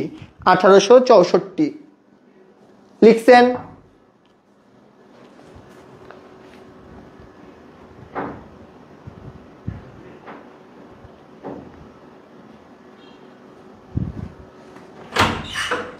অনেক কমে গেছে, শেষ করে দেবো নাকি? আমি তো অনেকগুলো 70-এর মতো। আচ্ছা, তারপরে দেখেন এই ঢাকা থেকে ঢাকা হয়ে সংবিধান কোন সংশোধনের মাধ্যমে? 8ম। তারপরে চলে আসেন, রাষ্ট্রের চূড়ান্ত ইচ্ছার নামই হচ্ছে সার্বভৌমত্ব, মানে আমার রাষ্ট্র, আমার সিদ্ধান্ত আমি নিব। চলে আসেন 34 নাম্বার। 34 নাম্বারে কি বলেছে? কোনটি সাংবিধানিক প্রতিষ্ঠান নয়? আইন কমিশন। সাংবিধানিক প্রতিষ্ঠান নয়, আইন কমিশন। তারপরে আসেন, সরকারের কোন বিভাগটি আইন বিভাগের আদেশ বাস্তবায়ন করে? নির্বাহী বিভাগ। দেখেন আজকের ক্লাসে এমসিকিউ আমরা দেখতেছি 35টা, কিন্তু এখন পর্যন্ত আমরা না হইলেও 200 থেকে 250টা কিন্তু নতুন তথ্য জানছি। এবং এই যে স্লাইডটা দেখতে পাচ্ছেন, উত্তর সহ কিন্তু এখানে প্রায় 200টার মতো এমসিকিউ এখানে আপনারা পাবেন। সুতরাং যারা যারা ক্লাসটা করতেছেন বা করছেন তারা অবশ্যই অনেক উপকৃত হয়েছেন এবং আপনারা ক্লাসটা শেয়ার করার মাধ্যমে স্লাইডটা পেয়ে যাবেন। আজকের ক্লাসটা এখানেই শেষ করছি। ইনশাল্লাহ আবারও আপনাদের সাথে শীঘ্রই দেখা হবে। সবার জন্য অসংখ্য শুভকামনা এবং যারা শুরু থেকে শেষ পর্যন্ত ছিলেন, আমার অন্তরের অন্তরস্থল থেকে সবাইকে আমি ধন্যবাদ জানাচ্ছি। আসসালামু আলাইকুম।